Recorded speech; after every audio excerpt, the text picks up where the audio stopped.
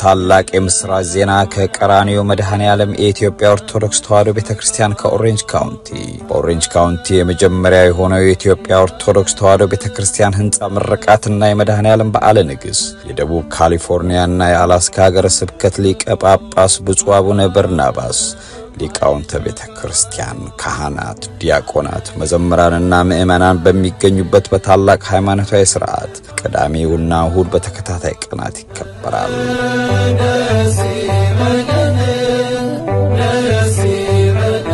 ዕለተ አርብ ኖቬምበር 7 2025 ዓ.ም በዋዜማው ከቀኑ 2 ሰዓት ፒኤም ጀምሮ በ925 ሳውዝ ሜርሎ ስትሪት ፕላሴንቲያ ካሊፎርኒያ የብራኬ ጸሎት ተደርጎ የቃል ኪዳኑ ታቦቱ በክብር ታጅቦ በ3026 ዌስት ቦል ሮድ አናሃይም ካሊፎርኒያ ወደሚገኘው አዲሱ ህንጻ ቤተክርስቲያን ይገባል። የብራኬው ጸሎትም ይደረጋል።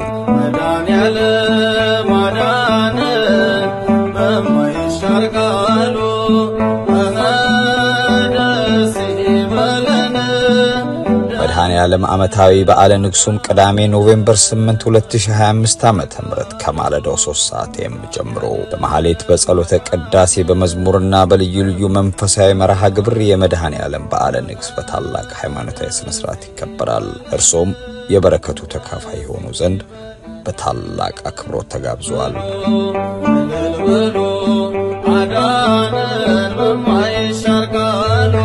3026 ዌስት ቦል ሮድ አናሃይም ካሊፎርኒያ 92804 ቋሚው የቀራኒዮ መድኃኔ ዓለም አድራሻችን ነው። ዘውትር ለተሰንበትን በደብራችን የሥርዓተ ቅዳሴ መርሃ ግብር በቋሚነት መጀመራችንም ለምእመናን በታላቅ ደስታ ለመግለጽ እንወዳለን። ከጎናችን በመሆን ለቤተክርስቲያኑ ግዢ በገንዘብ በጉልበት በሙያ እገዛ ላደረጋችሁልን የቤተክርስቲያናችን ቤተሰቦች በእግዚአብሔር ስም እናመሰግናችኋለን። አድርገህልናልና ለዘላለም እናመሰግናለን። በኦሬንጅ ካውንቲ የቀራኒዮ መድኃኔ ዓለም ቤተክርስቲያን ሰበካ ጉባኤ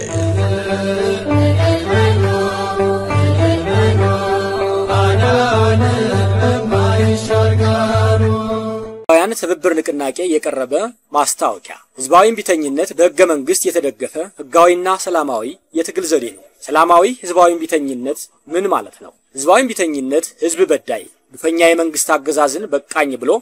ተባብሮ የሚነሳበትና መብቱን የሚያስከብርበት መንገድ ነው። ህዝባዊ ቢተኝነት በበርካታ ሀገሮች ስኬታማ የትግል ውጤት አሳይቷል። ጥቂቶቹን ለማስታወስ በደቡብ አፍሪካ በአረብ ጸደይ አብዮት አረብ ስፕሪንግ፣ በቱኒዚያ በጆርጂያ ተደርጎ ተሳክቷል። በሀገራችንም በየካቲት 66 ተከናውኗል። ህዝባዊ ቢተኝነትን ያሁኑ የኢትዮጵያ ህገ መንግስት ይደግፋል። አንቀጽ 29ና አንቀጽ 30 ጥሩ ምሳሌዎች ናቸው። የኢትዮጵያ መንግስት ለምንድነው ህዝባዊ ቢተኝነትን የሚደግፉ አንቀጾችን በመጣስ ህዝብ ህጋዊ መብቱን በመጠቀም በሚያነሳቸው ጥያቄዎች ላይ የግፍ እርምጃ የሚወስደው? የቅርብ ጊዜው የጤና ባለሙያዎች እንግልት አንዱ ነው። ግን ህዝብ ከተባበረ ይህን ማድረግ ይችላል። በሀገራችን ከዚህ በፊት የተካሄዱት ሰላማዊ የህዝባዊ ቢተኝነት ትግሎች ምን ይመስላሉ? ህዝባዊ ቢተኝነት እንዲሳካ ምን ማድረግ አለበት? እንዴት እንረዳዳ? እንዴት እንደራጅ? እነዚህንና መሰል ጥያቄዎችን ለመመለስና በህዝባዊ ቢተኝነት ዙሪያ ዕውቀትና ተሞክሮ ያላቸው ምሁራን በተለያዩ የሚዲያ አውታሮች ቃለ መጠይቅ ይሰጣሉ። አምባገነንና ጨቋይ መንግስታትን ከስልጣን ለማውረድና አስተዳደሩን በህዝብ ለተመረጠ ለህዝብ በሚያስብና ህዝብን በሚያገለግል መንግስት እንዲተካ ህዝባዊ ቢተኝነት ሰላማዊና ፍትሃዊ የትግል ዘዴ መሆኑን ምሁራኑ ያብራራሉ። ምልዓተ ህዝቡን ባካተተ በህዝባዊ ቢተኝነት የተወለዱ መንግስታት ህዝባዊ ቁጥጥር እስከተደረገባቸው ድረስ ሰብአዊ መብትን እንደሚያከብሩ፣ ለህግ የበላይነትና ተጠያቂነት እንደሚገዙ፣ የህዝቡን የስልጣን ልዕልና እንደሚያረጋግጡ መረጃና ዕውቀትን መሰረት አድርገው ያስረዳሉ። ይህ በተከታታይ የሚቀርብ ጥናታዊ ቃለ መጠይቅ እንዳያመልጣችሁ አስቀድመን በአክብሮት እናስታውቃለን። የኢትዮጵያውያን ትብብር ንቅናቄ ሰላም ጤና ይስጥልን ተመልካቾቻችን፣ እንደምን ዋላችሁ እንደምን አመሻችሁ። ከአንከር ሚዲያ ዝግጅት ክፍል ያክብሮ ሰላምታችንን እናቀርባለን። ኤርትራ ምላሽ ሰጥታለች። የማስታወቂያ ሚኒስትሩ አቶ የማነ ገብረ መስቀል የኢትዮጵያን የባህር በር ፍላጎት ለመፍታት የመከላከያ ኃይሏን በማጠናከርና ቀጠናዊ ተጽዕኖችን በመፍጠር ላይ መሆኗን ይጠቅሰው ዛሬ ለኤርትራ በትግርኛ በተሰራጨው ጽሑፍ ላይ የኤርትራ ሰራዊትን እያጠናከርን ነው ሲሉ ገልጸዋል። ተጽዕኖ ፈጣሪ ሀገራትና ዓለም አቀፍ ድርጅቶች የኢትዮጵያን አካሄድ እንዲያወግዙና ኢትዮጵያ ቀጠናዊ ግጭት ከመቀስቀስ እንድትቆጠብ ግፊት እንዲያደርጉም የጠየቁት የኤርትራው የማስታወቂያ ሚኒስትር ኤርትራ ከቀይ ባህር አዋሳኝ ሀገራት የሁለትዮሽ ትብብሯን ለማጠናከር ጥረት እያደረገች መሆኗን መግለጻቸው ነው የተመለከተው። በዚህ ጉዳይ ላይ ሰፋ አድርገን እንመለከታለን። ወቅታዊ ኢትዮጵያ የተለያዩ ጉዳዮችን አንስተን የምንወያይበትን የዛሬውን የአንከር የመረጃ ክፍለ ጊዜ እንድትከታተሉ እንጋብዛለን። በምስራቅ አርሲ ባለፈው ረቡዕ የጀመረው ግድያ በተለያየ መልኩ አሁንም አልፎ አልፎ እንዳለ ነው ነዋሪዎች ስጋታቸውን በመግለጽ ለአንከር ሚዲያ መልእክት ያስተላለፉት። አንከር ሚዲያ ወደ ስፍራው በመደወል እንዳረጋግጠው ከሆነ አሁንም በአካባቢው ግድያ ይፈጸማል በሚል ነዋሪዎቹ ወደ ተለያዩ አጎራባች አካባቢዎች በመሸሽ ላይ መሆናቸው ተመልክቷል። የኢትዮጵያ ኦርቶዶክስ ተዋሕዶ ቤተክርስቲያን በጉዳዩ ዙሪያ አጠር ያለ መግለጫ ሰጥቷል። እስካሁን ከአብይ አህመድ አስተዳደር ስለ ጉዳዩ የተባለ ነገር የለም። የሽመልስ አብዲሳም ክልላዊ መንግስት በተመለከተ ጉዳዩ ላይ ያነሳው ምንም ነገር እንደሌለ ነው ያገኘነው መረጃ የሚያመለክተው። ሌሎች አጀንዳዎችንም በማንሳት ከዛሬው የአንከር መረጃ ክፍለ ጊዜ ጋር አብራችሁ እንድትቆዩ የምንጋብዘው እኔ መሳይ መኮንን ከዚህ ከዋሽንግተን ዲሲ እንደዚሁም ጠበቃና የህግ ባለሙያ ተክለ ሚካኤል አበበ ከካናዳ ቶሮንቶ በጋራ በመሆን ነው። አብራችሁ ነው።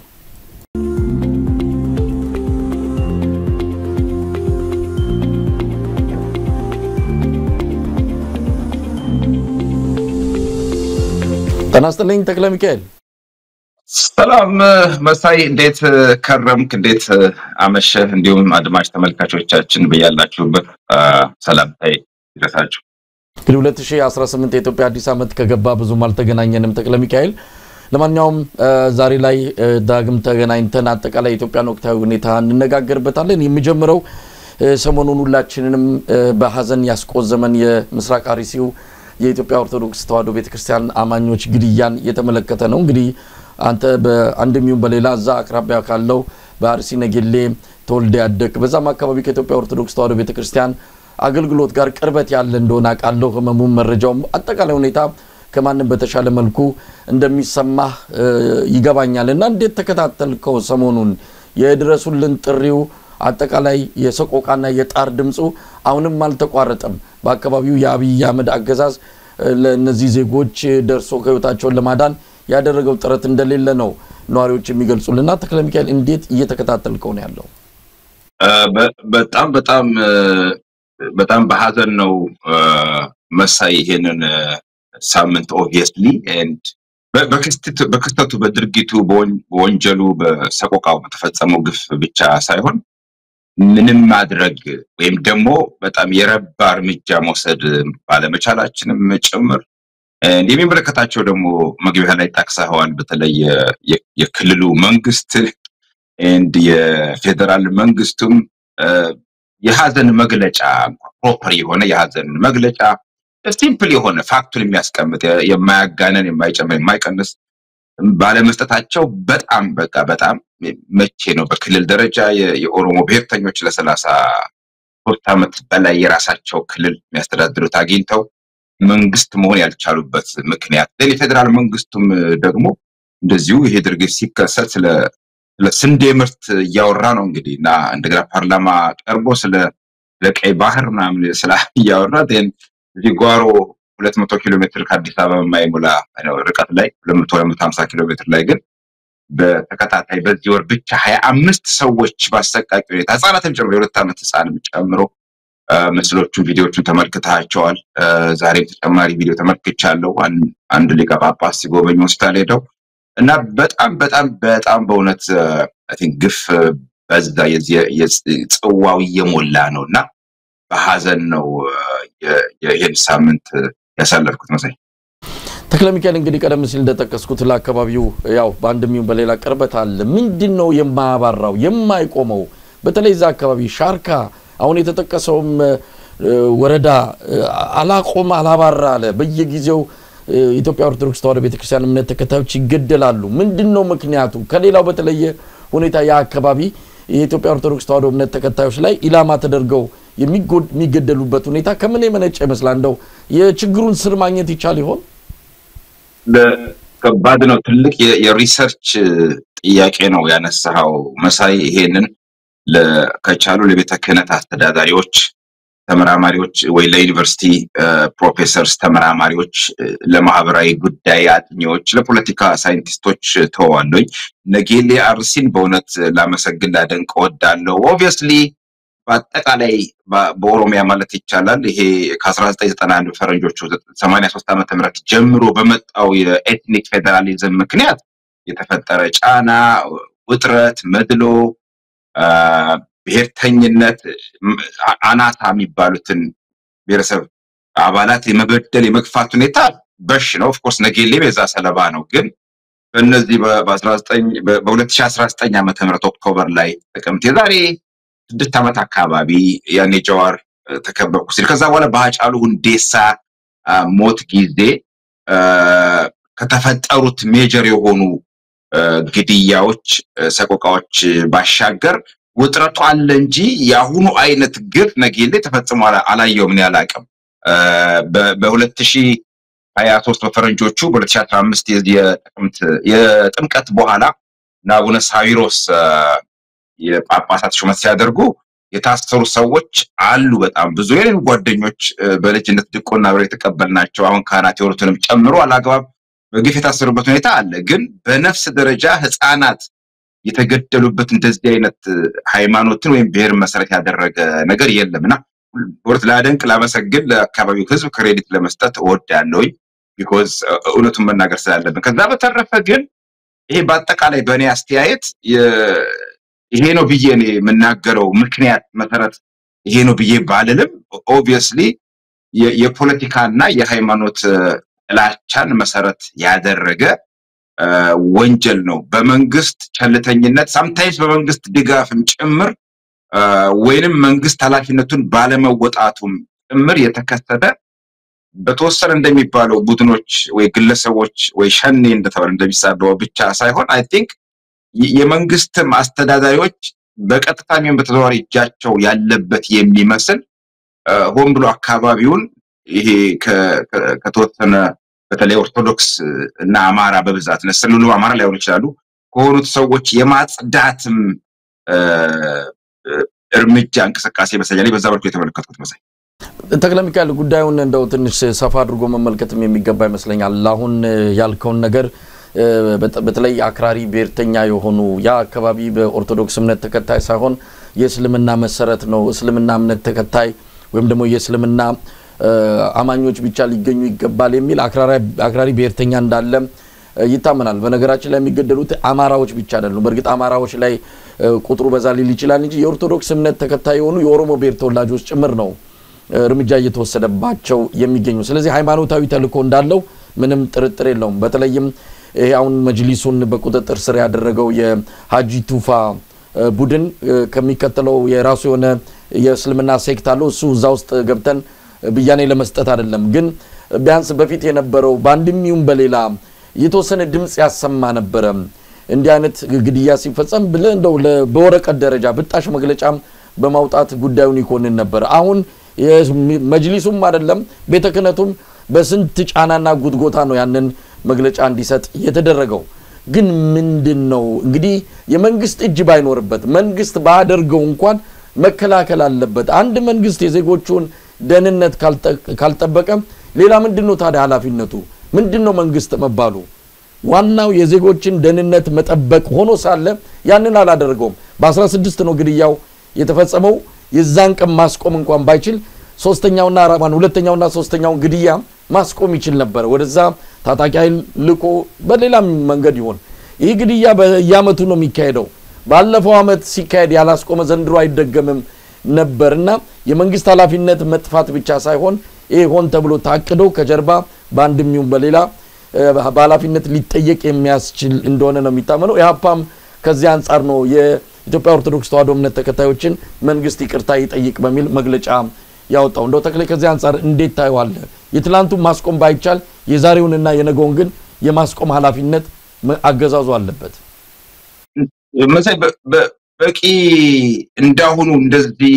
4-5 ቀን ስላልጮኸ ነው እንጂኮ እነዚህ ግድያዎች በተለይ በዛ አካባቢ በተደጋጋሚ ነው እየተከሰቱ ያሉት በዚህኛው ዙር ግን ቪዲዮዎቹም ፒክቸሮቹም በጣም ፓወርፉል የሆኑ አስከሬን ተደርድሮ የቤተክርስቲያን ልብስ ለብሶ ፍትሃት ሲደረግ ለቅሶ የበለጠ የሚዘገን ነው ለማንም ተመልካች ማለት ይሄ ነው and ምናልባት 2-3 ነገሮች ማነሳቸው በዚህ ጉዳይ ላይ መሳይ I think የእስልምና መጅልሱ ያወጣው መግለጫ ያለ መሰለኝ እንደውም የተወሰነ በምን መልኩ እንደሆነ ግልጽ አይደለም ግን የተወሰኑ የእስልምና እምነት ተከታዮችን ተገድለዋል የሚል ነገር አይነት መሰለኝና ምን ያህል ተጣራ ሙሉ መረጃ እንደሆነ አላውቅም ዛሬ ወደ አንተ ጋር ከመግባቴ በፊት እንዳየሁት ከሆነ ትላንትና ከቀሲስ ኤፍሬም ሸቴ ጋር እንወያይ የጠቆሙኝ እሳቸው የተወሰኑ ሰዎች ታስጠጋላችሁ ወይ ክርስቲያኖችን ለማዳን ሞክራቸዋል በሚልም ጭምር ምክንያት ጭምር ተጠቅተዋል የሚል ነገር አለ በት ሁለት ነገሮች አንደኛ እኔ እንዳልኩ መሳይ በቤትም ሀገር ካናዳም አሜሪካም እናንተ በመኖርበት ቦታ በየጊዜው ማስ መርደር ኪሊንግ ይከሰታሉ አይደለም በትምህርት ቤቶች ሊሆን ይችላል በሲናጎግ ሊሆን ይችላል ቤተክርስቲያን ይከሰታሉ በት በዚህ ኬዝም መንግስት 120 ሚሊዮን ኢትዮጵያ ህዝብ በር ላይ ያንዳንዱ ላይ አቁሞ ግድያዎችን ያቁም ይከላከል ላንል እንችላለን ቢያንስ ከተከፈተ በኋላ ግን እንዳልከው እንትን ብቻ አይደለም ጦር ወይም ልዩ ኃይል ወይ ፖሊስ መላክ ብቻ አይደለም ኢንፋክት እንደተባለው ከሆነ አቶ ኢብራሂም ከዲር መሰለኝ ስሙ ጭራሽኑ ለቢቢሲ ሁሉ አንደኛ የመገናኛ ብዙሃን ውሸት ነው ብሎ አተባብሏል ሁሉ እንጂ እኮ በጣም ምን አይነት ግፍም በላይ ግፍ ነው ማለት ነው ሐሰት ነው አለ የቀበሌው ይሁን የወረዳው አመራር ደግሞ ያጣራን ነው ጉዳዩን ብሎ ተናገረ ሲሻላል ነው ግን ይሄ ኢብራሂም ከድር እርግጠኛ አይደለሁኝም ይሄ ሻሽመኔ የነበረው ኢብራሂም ከድር ይሁን ሌላኛው ምንም ውሸት ነው ሐሰት ነው ብሎ ጭራሽኑ ሙሉ በሙሉ ዲስሚስ አደረገው አስተባበለው በጣም ትልቁ የሚዘገነው ግፍ ይሄ ነው ሁለተኛ ቀደም እንደገለጽኩልህ የነሽመልስ የነ አብይንቶ ግን ቤተክህነት ራሱ መሳይ በእውነት እኔ በዚህ ንዴት ምክንያት በጣም ሲጠነቀቅ የነበረው ሰሞኑን ተቋሙን የቅዱስ ሲኖዶስንም ላለ መዝለፍና አንደርማይ ላለ ማድረግ ተጠነቀቅ ነበር ግን በዚሁ ሰሞን የጥምቀቱ ርክበ ካህናት ስብሰባ ነበር የቅዱስ ሲኖዶስና እነሱስ ቢሆን በእውነቱ ከአካባቢው ከህዝባቸው ከመጡበት የሀገረ ስብከቱ ሊቀ ጳጳስ ራሳቸው እንዴት አሁን ዛሬ የተመለከቱት ቪዲዮ የጎበኙት ራሱ የሌላ ሀገረ ስብከት ሊቀ ጳጳስ ናቸው መግለጫ ያወጡትም እንዲሁ የሌላ ሀገረ ስብከት ሊቀ ጳጳስ ናቸው ኢቭን ሲነበብ የቅዱስ የቋሚ ሲኖዶሱ መግለጫ ሲነበብም ፓትሪያርኩ ባሉበት አቡነ ዲዮስቆሮስ ያነቡ የአገረ ስብከቱ ሊቀ ጳጳስ አቡነ ያሬድ ይኑሩ አይኑ አላውቅም የቤተክርስቲያኒቱ የምእመኑ የነዚህ ቪክቲም ሰለባዎች የመጀመሪያ ላይን ኦፍ ዲፌንስ የሚሆነው ከመንግስት ቀጥሎ ወይም ጎን ለጎን የቤተክህነት አስተዳደር ነው እንዴት መግለጫ የሲኖዶስ ስብሰባ የተደረገ ተሰብስበው ያን ሁሉ ማይረባ አጀንዳ ሰብስበው ሲወያዩ ለሹመት የማን የከሌ ከምስራቅ ሐረርጌ ተነስቶ ወለጋ ምናምን ስለ ሹመት ሲያነሱ ይሄ አይነት ግፍ 25 ሰው በቀን አንድ ቀን አቨሬጅ ኦልሞስት አንድ ሰው ማለት ነው መሳይ በቀን አንድ ሰው አቨሬጅ ይገደል ነበር በዚህ ሁሉ ጊዜ ውስጥና የቤተ ክህነት አስተዳደር ቅዱስ ሲኖዶስ ራሱ ኢሚዲየትሊ ኢመርጀንሲ ስብሰባ ጠርቶ አስቸኳይ መንግስት ጋር ቀርቦ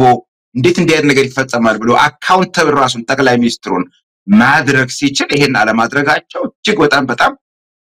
የሚዘገን በጣም የሚያበሳጭና የሚያሳዝን ነገር ነው ምእመኑንም ራሱ ከቤተክርስቲያን የሚያርቅ ነው ለኢትዮጵያ ኦርቶዶክስ ተዋሕዶ ቤተክርስቲያን ምእመናን ብዙ ከቤተክርስቲያን የሚያሻሻቸው ነገሮች አጋጥሞ ተቋቁመው ነው ቤተክርስቲያኖች የቆዩት ኦኬ ናው ሌሎች የሃይማኖት ፈተናው የዶክትሪናል የሆኑ ጉዳዮችን እንኳን ተቋቁመው ችለው ሲቆዩ እንደገና ደግሞ የራሳችን አባቶች ችላ ሲሉን እጅግ በጣም ከጉዳት በላይ ጉዳት እሱ ነው ማለት ነው ለነዚህ ሰለባዎች የሞቱት መቼም አንድ ሞተዋል ግን በህይወት የቀሩት የተረፉትም ቢሆን ይሄ ነው ለቤተክርስቲያኒቱ ሌላ ፈተና ቻሌንጅ ነው ለመቆየት ማለት ነው ራሷን ጠብቃ ለመቆየት ለትልቅ ፈተና የሚያመጣ ክስተት ነው መሳይ በዛም መልኩ የተመለከተው ተከላሚካል እንግዲህ በጉዳዩ ላይ የኢትዮጵያ ኦርቶዶክስ ተዋሕዶ ቤተክርስቲያን አባቶችን ለማግኘት በግልም ብዙ ሙከራ አድርጌያለሁ የዛሬ አንድ አመት አካባቢ ተመሳሳይ በተለይ ከአንድ ቤተሰብ 5 ሰዎች የተገደሉበት መምህሩን ጨምሮ የተገደሉ ጊዜ ጠይቂያቸው ነበር አሁን ስማቸውን አላስታውስም በወቅቱ የሀገረ ስብከቱ ሊቀ ጳጳስ የነበሩት አሁን ያሉት አይደሉም ጠይቂያቸው የተናገሩት ነገር እስከዛሬ አይረሳኝም በተደጋጋሚ ማነሳው ነበር እናንተ ዛ ባርማዶን ያላችሁት ነገር ከማባባስ ውጪ ምንም ልታረጉ አትችሉም እረፉ ብለው እኔን ገስጸው ነው ስልኩን የዘጉትና በጣም ነው ያዘንኩት በጣም ነው ያዘንኩት ሰሞኑን በተፈጠረው እንደዚሁ ግድያ ዙሪያ ከቤተ ክህነት አካባቢ ዘውትር የማገኛቸው አባት ነበሩ እሳቸውን ጠይቂያቸው ነበር ስሜንም አትጥቀስ ድምጼንም እንዳታሰማው ግን ብንናገር ይብሳል አሁን ከተናገርን ተጨማሪ ሰው ነው የሚሞተው አንዳንድ ጊዜ ላለማባባስ ብለን ነው ዝምታን የመረጥነው አሉ። ይሄንን ቃል እዚህ የኒውዮርክና አካባቢው ሀገረ ስብከት ሊቀ ጳጳስ ብፁዕ አቡነ ጴጥሮስም ደገሙልኝ። የማይናገሩት እኮ ይብሳል ብለው ነው ይባባሳል የሚል ስጋት ስላላቸው ነው አሉ። እንግዲህ ከአንድም ሁለት ጊዜ የዝቋላ ገዳም አባቶች ሲገደሉ ቤተክርስቲያኒቱ ዘመን ያለችው እንደው መንግስትን አመሰገኑ። የአካባቢው ሊቀ ጳጳስ መንግስትን ያመሰገኑት እየጠበቀን ነው ይሄው መከላከያ ዙሪያውን እየጠበቀ ነው ብለው ወደ ምስጋና ነው የተጣደፉትና ምንድነው ማለት የሚቻለው? እንደው ተክለ ሚካኤል ልጆቻቸውን ካልጠበቁ ካልተቆጡ እንዴት ነው ታዲያ ይብሳል እየተባለ መቼ ነው የሚቆመው? I think ይሄን ካሉ መሳይ በእውነት አቡነ ጴጥሮስም ይሄንን ተቀበለውት ካሉ I think ለኔ ምንም ስሜት የማይሰጥ ነው። ይብሳል ከሚለው ይልቅ ፈራን ቢሉ ይሻላል። ሰው ከፈራ መሳይ እኔም አንተም ፈርተን ነው ተሰደን ውጭ ሀገር አሳይለም ጠይቀን ወረቀት አግኝተን ምን ነው በተወሰነ መልኩና ሌሎችን ለምን ፈራችሁ ብለን አንወቅስም። ሞራሊ እንትኑ የለንም። ግን ይብሳል የሚለው አያስኬድም ማለት እንዴት ነው የሚብሰው? ማለት አንዴ ካልተፈረሰም እኮ አይጠራም። ኦኬ እኔ ይብሳል የሚለው ነገር ሳይሆን ጳጳሳቱ በተለያየ አጋጣሚ እንዳየናቸው ከሆነ ከብዶን አባቶች ናቸው ፍቅር ባንናገርም የበለጠ ቤተክርስቲያኒቱን ይጎዳል ብለን ነው እንጂ በተለያየ ወቅት እንዳየናቸው ከሆነ ለምሳሌ እኮ እንትን መንግስት ስር መርመጥመጡም እኮ ቢያድነን ቢጠብቀን ለምሳሌ ጥሩ ነበር እኮ። አሁን እኮ ሁለት ያጣን ሆነን መንግስት ስርም ተርመጥምጦ ጳጳሳቱ ያመጡት ፕሮቴክሽን የለም። በተወሰነ ፕሮቴክሽን እንኳን ቢገኝ ነው ዋት ኢትስ ኦኬ ይሁን ማለት እንችላለን። አሁን ሁለቱንም ከሁለት ያጣን እኮ ሆነን እና ይብሳል የሚለው ሳይሆን ፍራቻ መሰለኝ። ሁለተኛ ቤተክርስቲያኒቱ ቀደም ሲል እና አቡነ ጳውሎስ ነበሩ ይቆጣጠሩ የነበረው የህወሓትን ወክለው። አሁን ደግሞ እና አቡነ ሳዊሮስ መጡ። ኦብቪየስሊ አብዛኛውን ነገር ተቆጣጠሩት and የመንግስት ቀኝ እጅ ሆነው የመንግስትን ፕሮፓጋንዳ ነው። ምክንያቱም ምን ኮሪደር እኔ ይቅርታ አድርግልኝ ብፁዕ አባታችን የኛ ሀገረ ስብከት ሊቀ ጳጳስ አቡነ ዲሜጥሮስ በጣም ጥሩ አባት ናቸው። በጣም በእውነት መንፈሳዊ በግሌም በጣም ወዳጄ ናቸው ብል ድፍረት አይሆንብኝም። ግን የዛሬ ግንቦት ላይ ሄደው የኮሪደር ልማቱን ከስብሰባ በኋላ ተጣድፈው ነው እንደሰማነው ኮሪደር በዚህኛው ዙርም ጳጳሳቱ ተጣድፈው የኮሪደሩን እንትንም ካልጎበኛቸው ተብለው ስብሰባውን ቶሎ አራውተው ጨርሰው ሄደው ጎብኝተው አድንቀዋል ኮሪደሩን። አሜን this time እንደ ነገር ደግሞ ሲከሰት ሄደው አይተው ከቻሉ ሄደው ባይ ካልቻሉ ደግሞ ቢያንስ በቤተ ክህነት ደረጃ መግለጫ መስጠት አለባቸው የሚል ቻሌንጅ አድርጌያለሁ። ኤንድ በዚህ በሀገረ ስብከት በውጭ ያለነውም ጭምር በየቤተ ክርስቲያኒቱ መግለጫ እንዲወጣ ፍትሃት እንዲደረግ ህዝቡ አዌርነስ እንዲኖረው እንዲያውቅ እንዲያደርጉ ጥሪ አቅርቤያለሁ። አክቹአሊ አይ ቲንክ የቤተ ክርስቲያን አባቶች ይብሳል የሚለው አርጊመንታቸው አያስኬድም። ከዚህ በላይስ ምንድነው የሚበሰው? ከዚህ በላይ ምን እንዳይመጣ ነው ማለት ለዚህ ተክለ እዚሁ ላይ ስንት ሰው ሲሞት ነው አይብስም ብለን ምናስቆመው? ምናልባት ቁጥሩ ከታወቀ ልክ ነው። አያስኬድም መሳይ one is too many actually አንድም ነፍስ ክርስቶስ ራሱ እንደዛ ያስተማሩን አንዲት 99ን ትቶ አንዷን ፍለጋ አዳምን ሄደ አይደለም ክርስቶስ ከሰማይ ወረደ የምን የተማን ነው የኛ ቤተ ክርስቲያን ዶክትሪን ራሱ እሱ አይደለም እንዴ? አንድን ሰው አንዷን በግ ፍለጋ አንዷን በግ ፍለጋ ሄደ ክርስቶስ ነው የሚለው እና አይ ቲንክ የቤተ ክርስቲያን አባቶች ይሄኛው አርጊመንት አያስኬድም። ይሄኛው አርጊመንት አያስኬድም መሳይ። እንግዲህ ተክለ ብዙ ነገሮችን ከኢትዮጵያ ኦርቶዶክስ ተዋሕዶ ቤተክርስቲያን አንፃር እንደው አባቶችን እንደው ገፋ አድርጎም ለመውቀስም ለመተቸትም የሚቸግር ብዙ ነገር ቢኖርም ግን አሁን ሰው እዛ ደረጃ የደረሰ ይመስላል። እንግዲህ አንተ ከኔም በተሻለ ሁኔታ ለቤተክርስቲያኗ ቅርብነም የአባቶች ሚና ትረዳለህ። እኚህ አባቶች ማለት ጥቁር ከል ለብሰው ሲታዩኮ ያው ሀዘን ላይ ናቸው። ስለ ሰው ልጅ ስለ እኛ ዋጋ ለመክፈል ስለኛ አረኛ ሆነው ያሉ አባቶች ናቸው። ሊፈሩ አይገባም፣ ሞትንም ሊፈሩ አይገባም። ሞት ደጃፍ ሆነው መመናኑን የሚጠብቁ እንደሆነ ነው የሚነገረው የሚሰበከው። ግን አሁን ምናየው እየጠበቁ አይደለም። ክርስቲያን ሲበደል ባለፈው በምንድነው ምስራቅ ሰሜን ሸዋ ላይ በምንጃር እንደዚሁ ምንድነው ቤተክርስቲያን ተደርምሶ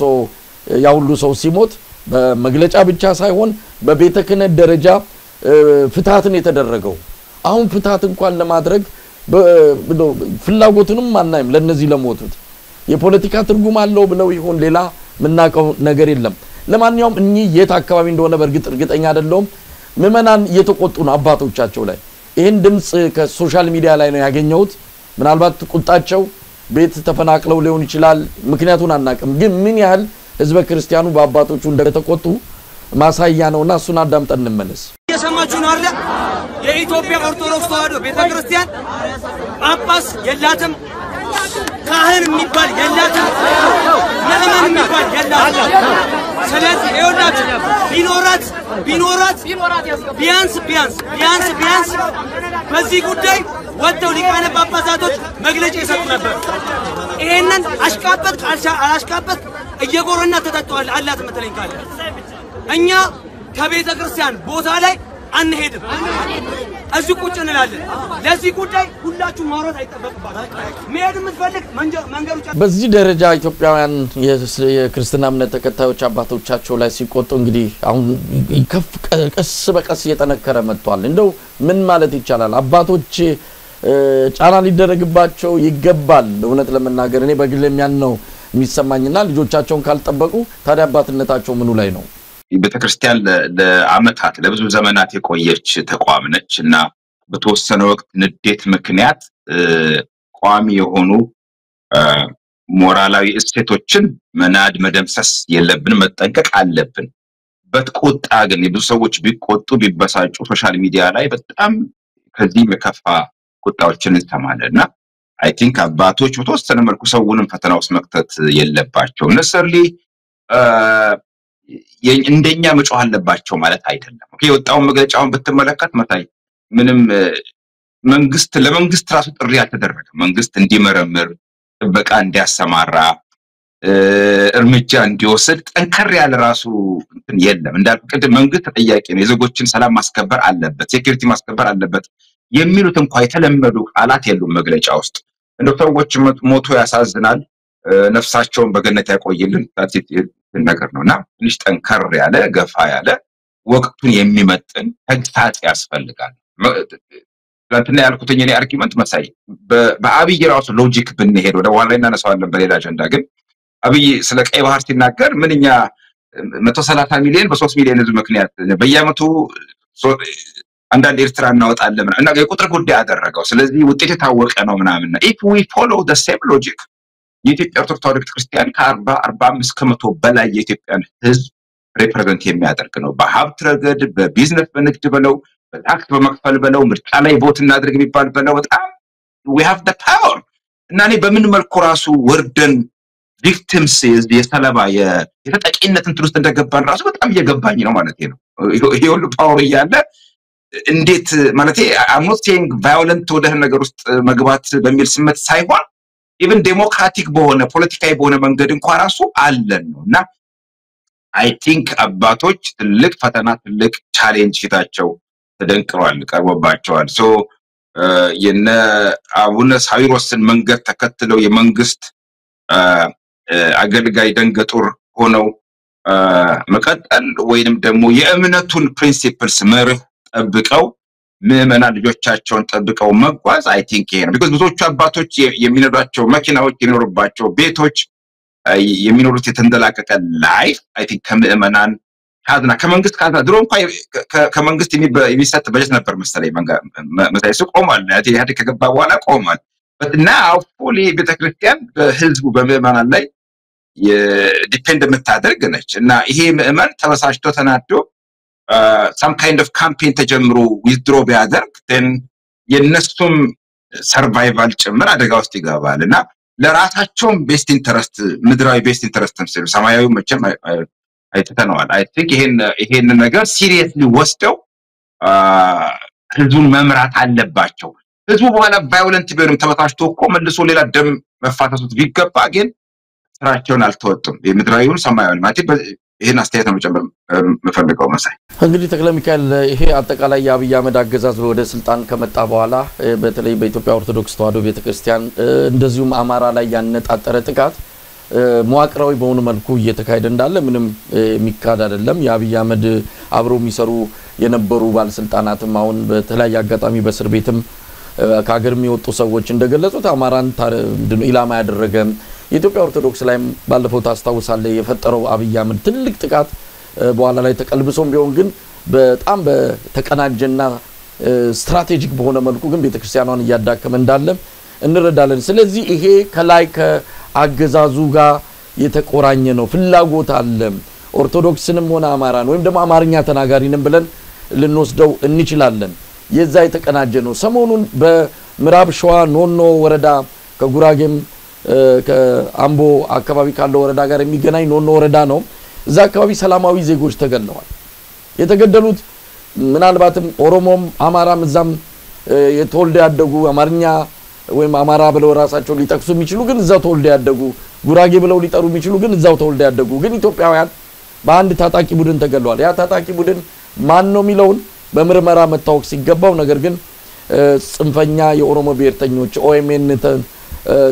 ቴሌቪዥን ጣቢያን ጨምሮ የኦፌኮን መግለጫንም ስናይ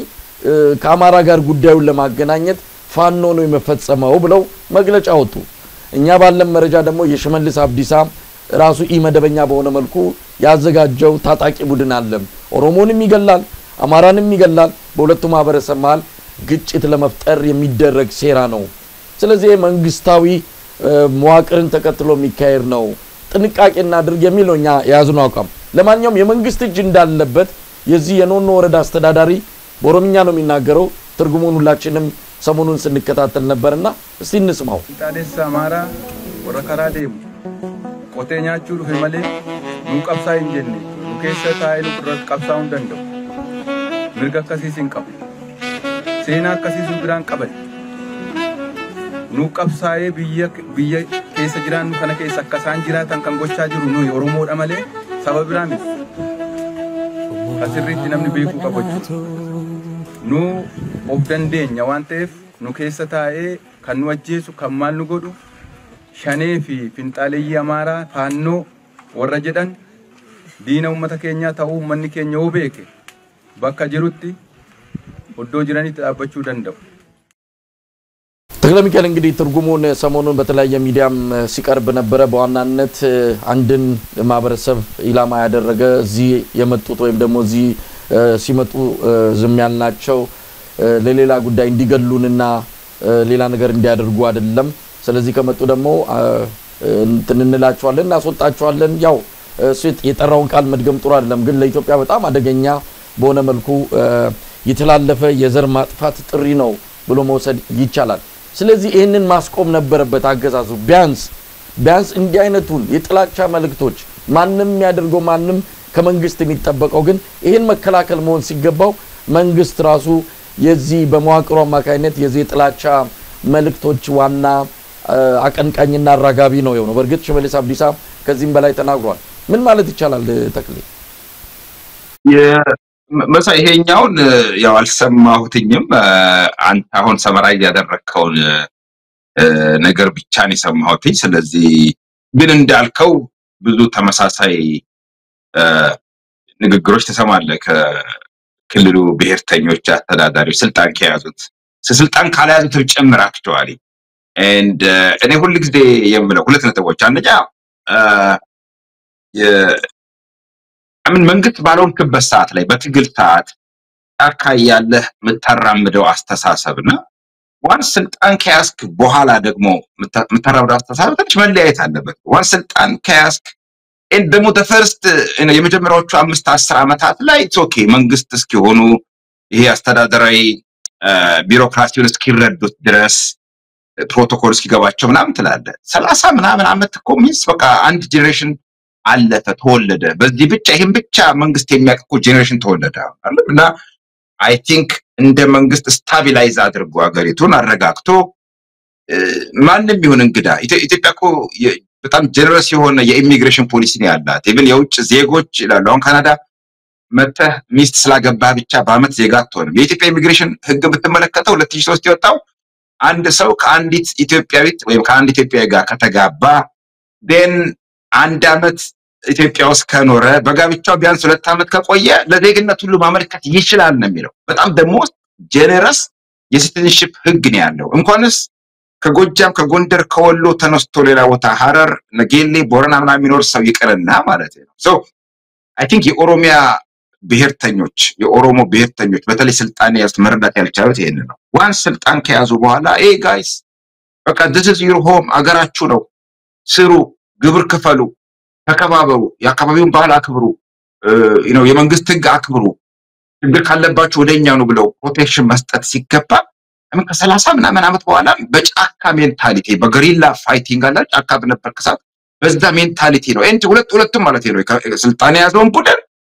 ለስልጣን የሚታገለው መሳሪያ ያነገበውን ቡድን አንዳንድ ጊዜ አትለየውም አንዱን ካንዱ ማለት ነውና በተለይ አስተዳደር ላይ የተቀመጡ ሰዎች የሚናገሩት ቋንቋ ካንደበታቸው የሚወጣው አይ ቲንክ ጤናማ ሄትፉል ያልሆነ ጥላቻ የሌለበት የህዝብን አንድነት ለነሱም ኢንተረስት ጥቅም ነው በነገራችን ላይ መሳይ ምክንያቱም ስልጣን ዘላለማዊ አይደለም ከፊታችን በእኛ እድሜ ሁለት መንግስታት ሶስት መንግስታት ሲወድቁ እየተመለከትን ነው ይሄኛው ማይታወቅም ምን ያህል እንደሆነ and I think ለዛ ጊዜ ይመጣል ከኋላችን አይተናል ብሎ መጠንቀቅ ለራሳቸው ኢንተረስት ማለት ሁለተኛ ደግሞ አካባቢው እኮ ለምሳሌ ለጊልን ብትወስድ ቢዝነስ ቢደራ የአካባቢው ሙስሊም ከሌላ ቦታ የመጣው ቢነግድ ብዙ ግብር ይከፍላል ኮንትሪቢዩት ያደርጋል የሥራ ዕድል ይፈጥራል አይደለም ሌሎች ኢንቨስትመንት ይስባል አክቹአሊ ሶ በተዘዋዋሪ ተጠቀመ መንግስት ማለት ነው መንግስት ተጠቃሚ ነውና ሴኩሪቲ ግን ካልተረጋጋ ሰዎች ከተገደሉ ቤተክርስቲያን ከተቃጠለ ቢዝነሶች ከፈረሱ ግን እንትን ካፒታል ይወጣል ኮራናት ያደርጋል አሁን ነገ ልብትመለከት በጣም በስምናቃቸው የኛ ጓደኞች አብራንደቶቻችን ብዙ በስጋት ምክንያት ቢዝነሶቻቸውን ወደ አዋሳ ያዞሩ ከአዋሳ እየተመላለሱ ሻሸመኔ ነገሌ ቢነግዱ ቢዝነስ የሚሰሩ ሰዎች አሉ አክቹአሊ ምሽት ላይ እኔ ራሴ ፐርሰናሊ ራይድ የሰጠዋቸው ሰዎች አሉ በመመላለስበት ሰዓት ማለት ነው ራይት they don't feel safe ሻሸመኔ ውስጥ ስለዚህ አዋሳ ሄደው ነው የሚያድሩት ልጆቻቸውን ቤተሰባቸውን ሚስቶቻቸውን አዋሳ ነው አክቹአሊ ያደረጉት አዲስ አበባ ሙቭ አድርገው ቃሊቲ አካባቢ ገላን ቱሉዲምቱ ምናምን ብዙ ቦታ ሙቭ ያደረጋሉ ይሄ ጎጂ ነው ክልሉን አካባቢውንም ይጎዳዋል አክቹአሊ ማለት ይወርቅ ያስኩኝ እንትን ስንዴ አመረትኩኝ ዋሻ ገነባው ሪዞርት ገነባው it is useless I mean security ከሌለ የሶፉመር ዋሻ ምን አስከደኝ ዋሻ ዲዩ ኔቫዳ አሪዞና ልትሄድ ትችላለህ ወይም እዚሁ ኩባ $1000 ጥንቅቅ ያለ 7 ቀን በልተጠጠም ተመጣጣት መዝናኛ እና I think security በጣም indispensable ነው እንትን አይደለም ዝም ብሎ ይሄ essential አስፈላጊ ምናምን አይደለም መሳይ it is indispensable like እንደ አየር you cannot live without it actually እና I think ይሄንን ነው አስተያየት መስጠት የምችለው መሳይ እንግዲህ ጠቅላይ ሚካኤል አሁን ካንተ ጋር ለመገናኘት ደቂቃው ሲቀር ነው ከዛው ከዓለም ገና አካባቢ ዘውትር መረጃ የሚያቀብለን ይዛው ዓለም ገና ነዋሪ መልእክት ይልክልናልና ከአዲስ አበባ 50 ኪሎ ሜትር በማይሞላው ርቀት በደቡብ ምዕራብ ሸዋ ዞን በዓለም ገና ወረዳ በሰበታ ሐዋሳ አስተዳደር ስር በሚገኙ ቀበሌዎች ላይ አሁን ከፍተኛ ውጥረት አለ በተለይ የአማራ ብሔር ተወላጆች ላይ ያነጣጠረ ማሳደድና ማዋከብ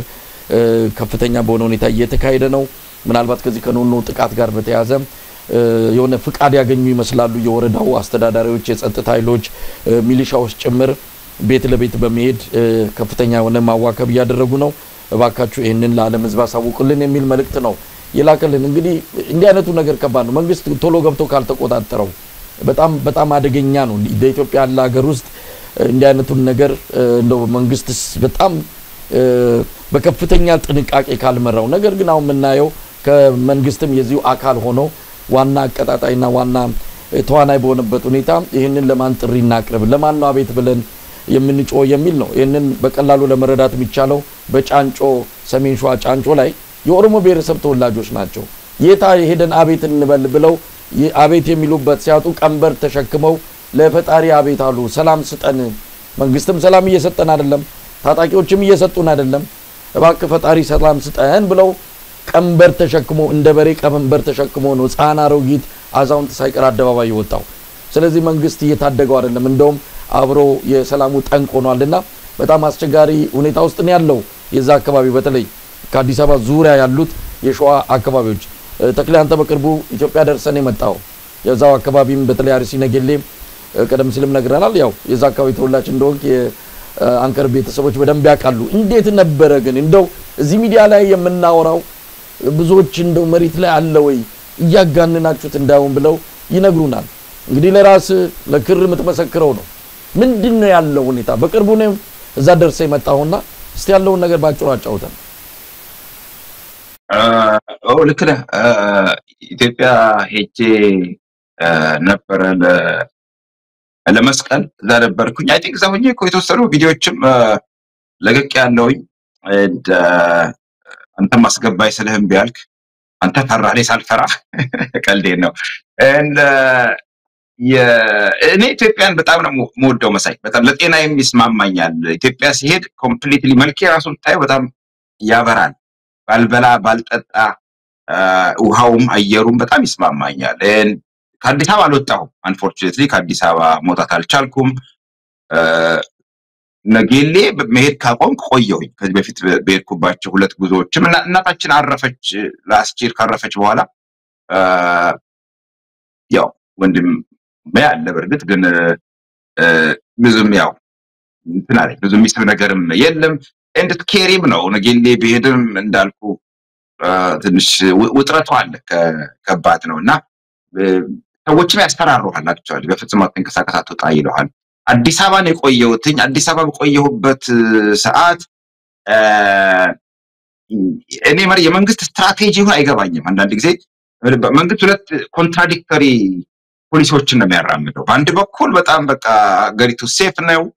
ነች፣ በጣም ልማት ላይ ነች፣ እየገሰገስን ነው፣ ማንም አያስቆመንም፣ ኮሪደር ነው፣ መብራት ነው፣ ምናምን ብልጭ ነው፣ ኤቭሪቲንግ ነው። ሶ ኦኬ እንደዛ ከሆነ ግን ስትወጣ ደግሞ እንዳልኩ ለመስቀል በዛት የተጠቀስኩትኛው ለምሳሌ የመስቀል ዝግጅት ላይ እኔ በመስቀል ታሪክ በጥምቀት ታሪክ ቦምብ ፈንድቶ የሆነ ሰዎች የሞቱበት የተጎዱበት እናም ጊዜ አይዶ ነው የሽብርተኛ ጥቃት ደርሶ አላስታውስም። ረስቼ ሊሆን ይችላል መሳይ አንተ ጋዜጠኛ ታስታውሳለህና ግን መንግስት ደግሞ እንዳልኩ ከሂልተን ሆቴል ወጥተን ነው እንግዲህ ከሂልተን ሆቴል እንትን እስክንደርስ 2 ጊዜ 3 ጊዜ ፍተሻ የሚያዘልል እንትን ዋሌት አወጣው ዋሌትን ከፈተው ምናምን ብለውና ግራ የሚገባ ነገር ነው። ሶ አገሪቱ ሴፍ ከሆነች ኤቭሪቲንግ ሰላም ከሆነ አንደር ኮንትሮል ከሆነ ዋይ ዱ ዩ ኒድ ዲስ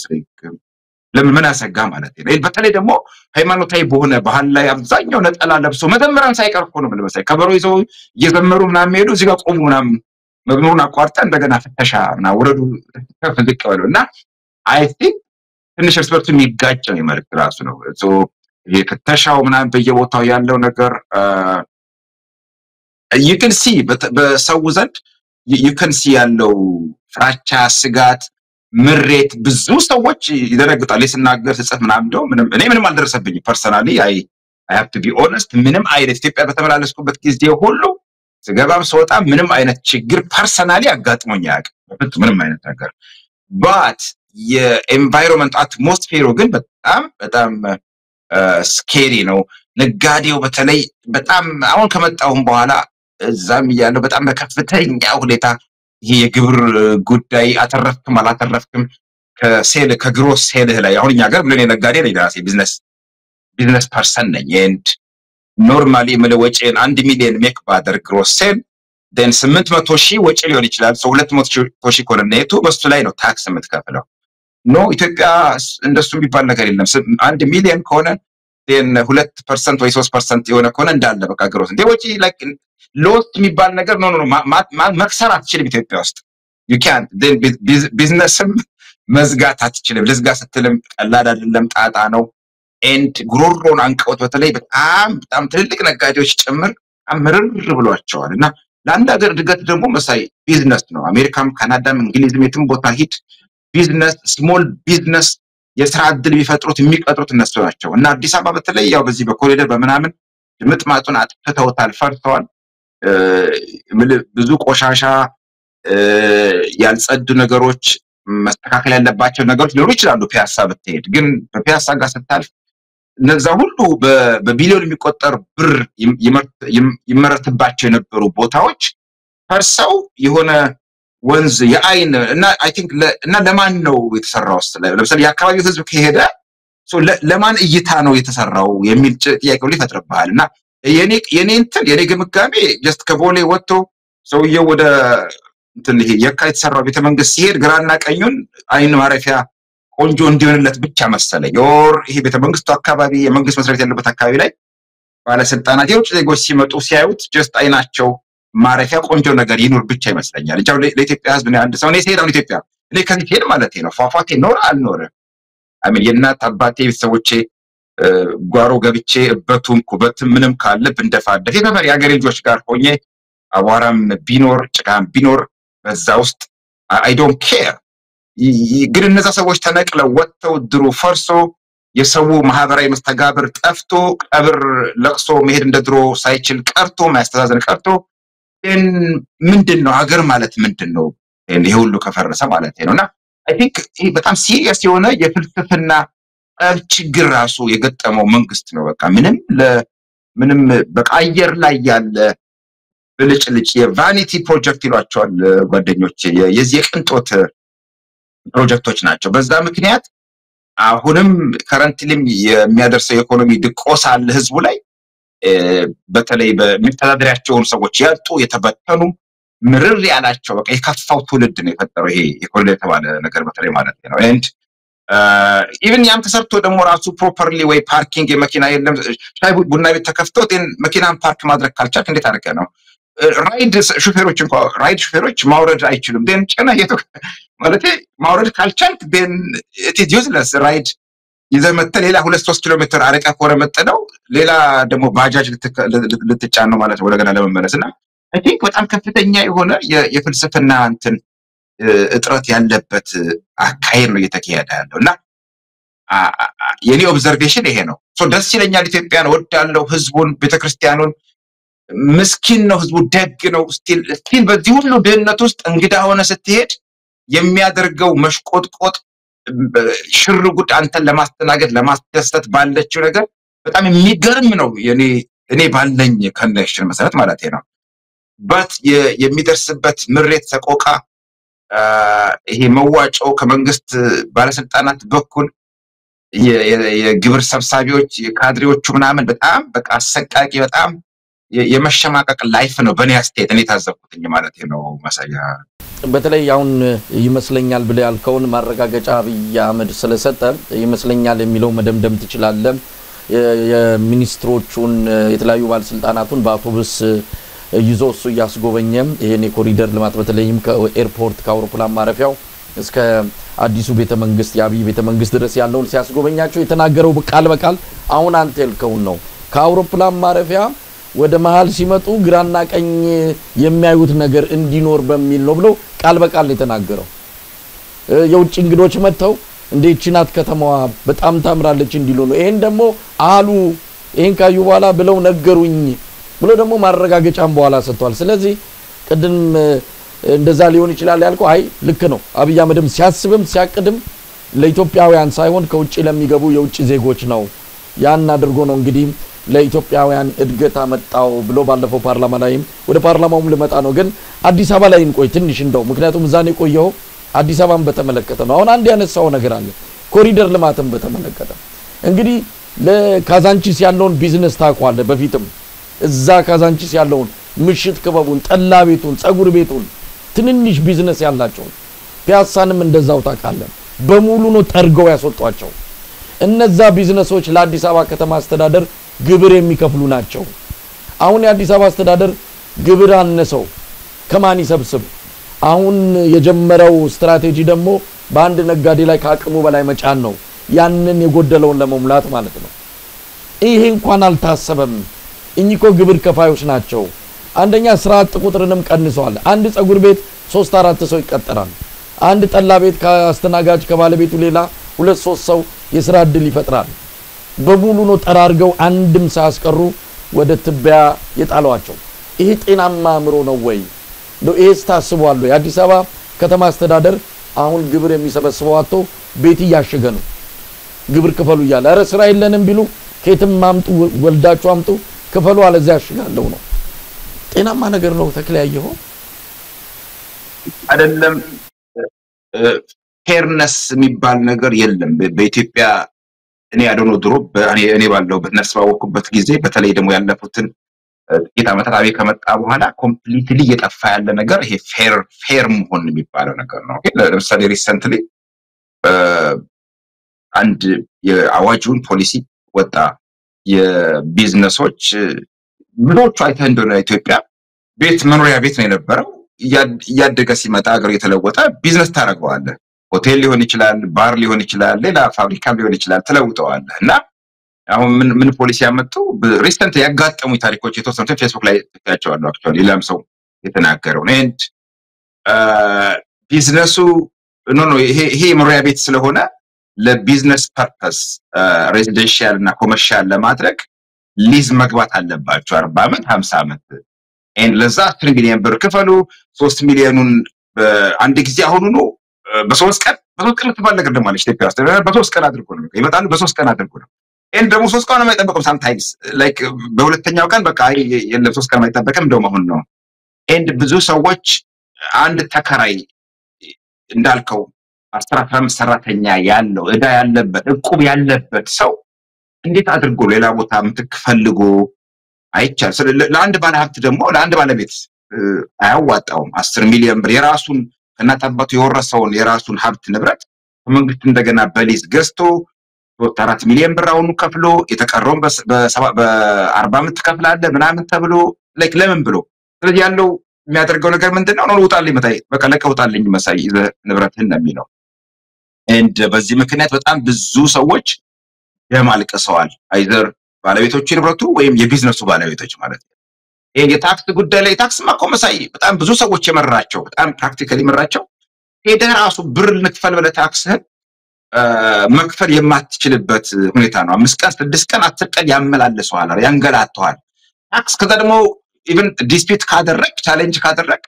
የተወሰነውን 25% ወይ የተወሰነውን ፐርሰንት ክፈል ትባላለህ እና ወደፊት ተከራክረህ ገና ከዛ የ5 ዓመት የ7 ዓመት ያወጥ መከራህን ነው የምታየው። መንግስት ራሱ ደግሞ የሚጎዳበትን ፖሊሲ ነው። ምክንያቱም በጎን የታክስ ሰራተኞች እንደምሰማው ከሆነ ማለት ነው ዲስን ከኛ ጋር ተስማማ መንግስት 10 ሚሊዮን የጠየቀ ለኛ 1 ሚሊዮን 2 ሚሊዮን ስጥ እና በ1 ሚሊዮን እንገላግልሃለን ይባላል። the problem practically ማቃቸው ኤግዛምፕሎች አሉ። እኔ መሳይ ችግሩ ምንድነው የዛሬን ታርፋለህ ይሄን አመት በዛ መልኩ ኔክስት ይር ደግሞ መልሰው the same people ያጋጥማሉ ወይ ሌሎችም ማለት ነው እንደገና እንደዚህ ያደርጋል እና መንግስት ራሱ ብር ሉዝ ያደረገ ነው እያጣ ነው ማለት ነው። ከዛ በተረፈ ግን ይሄ ቅድም ያልኩ የማፍረስ የመለወጥ ነገር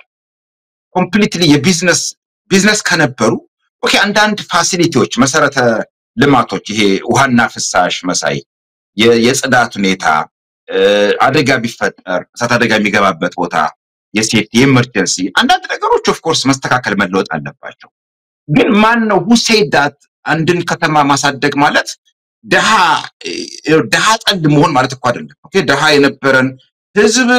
አፍርሰህ ከዛ አንስተህ ሌላ ቦታ አሽቀንጥረህ ጥለህ ባዶ ሜዳ አድርገህ ፏፏቴ ላይ የሆነ ውሃ ይወረወር ምናምን ነገር ማን አሁን አንድ የአውሮፓ ወይ የካናዳ የአሜሪካ ቱሪስት ኢትዮጵያ ከሄደ የሚሄደው መሳይ የኢትዮጵያን የተፈጥሮ ውበት ሜቢ ናቹራሊ ወይም ደግሞ ሂስቶሪካል ሳይቶችን ለማየት ነው በአብዛኛው እንጂ የኢትዮጵያን ሪዞርትና ሆቴል ለማየት ነው። እኔም አልሄድም እንኳን ነው ኮምል እኔ ሀገሬም ስለሆነ አልሄድም እንኳንስ አንድ ሌላ የውጭ ፎሬነር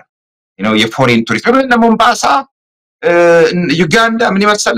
ምኞኞ እንትን ቪክቶሪያ ሌክ ላይ ቆንጆ ምን ይመሳሰሉ ስታንዳርዳቸው የጠበቁ አገልግሎት በጣም ቤስት ሰርቪስ የምታገኝበት ቦታዎች አሉ። why would you go ዛንዚባር አለ ታንዛኒያ ሳውዝ አፍሪካ ሌሎች ሀገሮች አሉ። why would you go to ኢትዮጵያ እንዳልኩ እዚህ ካሪቢያን ምን ይመስል $1,000 መጠናቀቅ ይችላል። ውድም ነው ኤክስፔንሲቭ ነው በነገራችን ላይ ኢትዮጵያ በሆቴል ደረጃ ምናምን ስትመለከት በጣም ኤክስፔንሲቭ ነው። አብይ ኮምፕሊትሊ አላገኘው ጀስት ለሱ ለአይን ደስታ ፋንታዚ አለ። አይ ቲንክ በልጅነቱ በተደጋጋሚ እንደተናገረው ድሪም ያደርገው የነበረው ወርልድ አለ በቃ እሱን ነው ለመጣል he doesn't care about the cost consequence ማለት አንድ እድገት መሳይ እዚህ ሀገር የምሳሌ ልስጥ የፓይፕላይን የነዳጅ ካናዳ እንትን ማን ሞርጋን ማን የሚባል ፓይፕላይን አለ ከአልበርታ ነዳጅ ይወጣል። አልበርታ ምዕራብ ያለ ፕሮቪንስ ነው። አልበርታ እንደ ኢትዮጵያ ላንድ ሎክድ ነውና የግድ ወደ ባህር የሚሄደው በብሪቲሽ ኮሎምቢያ በኩል ነው። ኦኬ እና ነዳጁን ወይ ወደ አሜሪካ ነው የሚጣራው። አሜሪካኖች ግን የአልበርታ ነዳጅ በጣም በብላሽ ነው የሚያገኙት በጣም በቀናሽ። በነገራችን ላይ ነዳጅ እኛንም እናመርተው the largest provider ለእናንተ እኛንን ግን እናንተ ጋር ካሽ ነዳጅ ከኛ ይልቅ ካናዳዎች ሁሉ ጊዜ ነዳጃችንን ለህንድ ለቻይና በባህር አሻግረን ብንሸጥ ዋጋው ከፍ ይላል ሞር ትርፍ እናገኛለን ብለው ፓይፕላይን ከአልበርታ ተነስቶ 1000 ምናምን ኪሎ ሜትር አልፎ ባህሩ ጋር ብሪቲሽ ኮሎምቢያ ቫንኩቨር እንዲደርስ ማለት ነው ከ10 ምናምን ዓመት በላይ ነው ዲስፒት የተደረገው ዋይ ቢኮዝ የሰብአዊ መብት ተሟጋቾች የኢንቫይሮንመንት ይሄ ተሟጋች የሚባሉት ፈርስት ኔሽንስ ይባላሉ ካናዳን አስቀድሞ የነበሩት አሁን ከዩሮፒያንስ ከመምጣታቸው በፊት ከዛሬ 400 500 600 ዓመታት በፊት የነበሩት እኛ ድሮ ሬድ ኢንዲያንስ ምንለው ሱስተት ነው ጸያፍ እንትን ቃለው አቦሪጂናልስ ወይንም ፈርስት ኔሽንስ ይባላል ይከራከራሉ ይሟገታሉ ሰልፍ ይወጣሉ በቃ በላያቸው ላይ መኪና መንዳት አትችልም ፍርድ ቤት ይሄዳሉ ፍርድ ቤት 5 ዓመት 10 ዓመት በጣም ትልልቅ ኬዞች በሱፕሪም ኮርት በጠቅላይ ፍርድ ቤት ደረጃ ይወሰናሉ it took them several years ለመገንባት ማለት ነው አብይ መጣ within a year or two የኮሪደሩ ልማት ጊዜ እኮ በተለይ ወዲያው እኮ ነው በቃ በምንም ፋታ የለም ኖቲስ ዛሬ ይሰጣል ጠዋቱ ነው ግሬደር ይዞ ይመጣል ያፈርሳል በቃ ኢቭን ቃል በቃል ከዚህ ተነግሬያለሁ አብይ ፍርድ ቤት ራሱ ሄደን እንከራከራለን ምናምን የምትሉ ነገር አትሞክሩት ነው ያለው and እኔ እንደሰማሁትኝም ደግሞ ኢቭን ዳኞችም ብለዋል ይሄን ሲጠየቁ ብዙዎቹ ቤቶች የሚያፈርሳቸው መንግስት ነው እና መንግስት ሲከሰስ ዳኞች ራሳቸው ነው መጥሪያ ያሰጥምኛ መንግስት እንዳትነኩ ተወላል በዚህ ላይ ነው የሚሉት የኢትዮጵያ ፍርድ ቤቶች ማለት ነው እና ለዚህ ኢንሂዩማን የሆነ ለህዝቡ ለደሃው ለምስኪኑ የማያስብ ለራሱ ብቻ ምቾትና ቅንጦት ኬር የሚያደርግ ዴቨሎፕመንት አለለው ምን አክቹአሊ አንደር ዴቨሎፕመንት ነው ዲሞሊሽን ነው ይሄ ዲስትራክሽን ነው አክቹአሊ ስልጣኔን ታሪክንም የማጥፋት ነው አንዳንድ ጊዜ ታሪክ ምናምን ሜንቴን ይደረግ ሲባል ዝም ብሎ ኖ እንዳለ የሰው ልጅ ከእድሩ ከአካባቢው ከሰፈሩ ውጪ ምንድነው እና አሁን ሁሉም በአድነት ነው የሚሰማው ሰዎች ያገኛቸው የተበተኑ የተፈናቀሉ ሰዎች እዛው በጣም በቃ የባዕድነት ዲፕረስድ ሆነዋል ሰዎች ማለት ነው በዚህ ምክንያት ከፍተኛ ጉዳት በተለይ በሚያጭዎቹ ደግሞ ቀናት ወራት እየተገለጠ የሚሄድ ቢኮዝ አንዳንድ መታወክ የአእምሮ ችግር በዚህ የሚከሰተው ቶሎ ላይ ገለጥ ይችላል መሳይ አሁን ቤተክርስቲያኑም ስላለ ሰውም ስላለ መካኒዝሙ የመረዳቱ ስላለ ለጊዜው ምንም ላይታይቸው ወደፊት በቀጣዮቹ አመታት ግን ሞር እየተገለጠ ይመጣል መሳይ አሰልዘኩት አይ በጣም ጥሩ እይታን የነበረውን ሁኔታ ነው በደንብ ያካፈልከን እንግዲህ ከፈረሱ አፍ ለማለትም ያስችላል ምክንያቱም ከኛ በተሻለ አገር ቤት በቅርበት ሄደ ስለመጣ ያለው ሁኔታ ነው ያካፈልከን እንግዲህ ሁሉ ማአትና መከራ ያለባትን ሀገር ነው አብይ አህመድ በቅርቡ ፓርላማ ቀርቦ እንግዲህ እንደዚህ የተገለጸ መሬት ላይ ያለው ሰው ምስክርነቱን እየሰጠ ከግራ ከቀኝም ምሬቱ ሮሮ በበዛባት ሀገር ላይ አብይ አህመድ ፓርላማ ወጥቶ ግን ምናልባት ስለ ኢትዮጵያ ይሁን ስለ አንድ ስካንዲኔቪያን ሀገር ስለ ኖርዌይ ስዊድን ያወራ የሚታወቅ ነገር የለም ሁሉ ነገር በሽ ሁሉ ነገር ምንድነው ጸጋ የሞላ ትርፍ የሞላ ልማት ብቻ እንደሆነ አድርጎ ነግሮናልና በዚህ ደረጃ አንድ አገዛዝ መሬት ላይ ካለው ነባራዊ ሁኔታ ጋር እንዴት መፋታት ይችላል በተወሰነ እንደው ያሉትን ችግሮች አምኖ ለመፍታት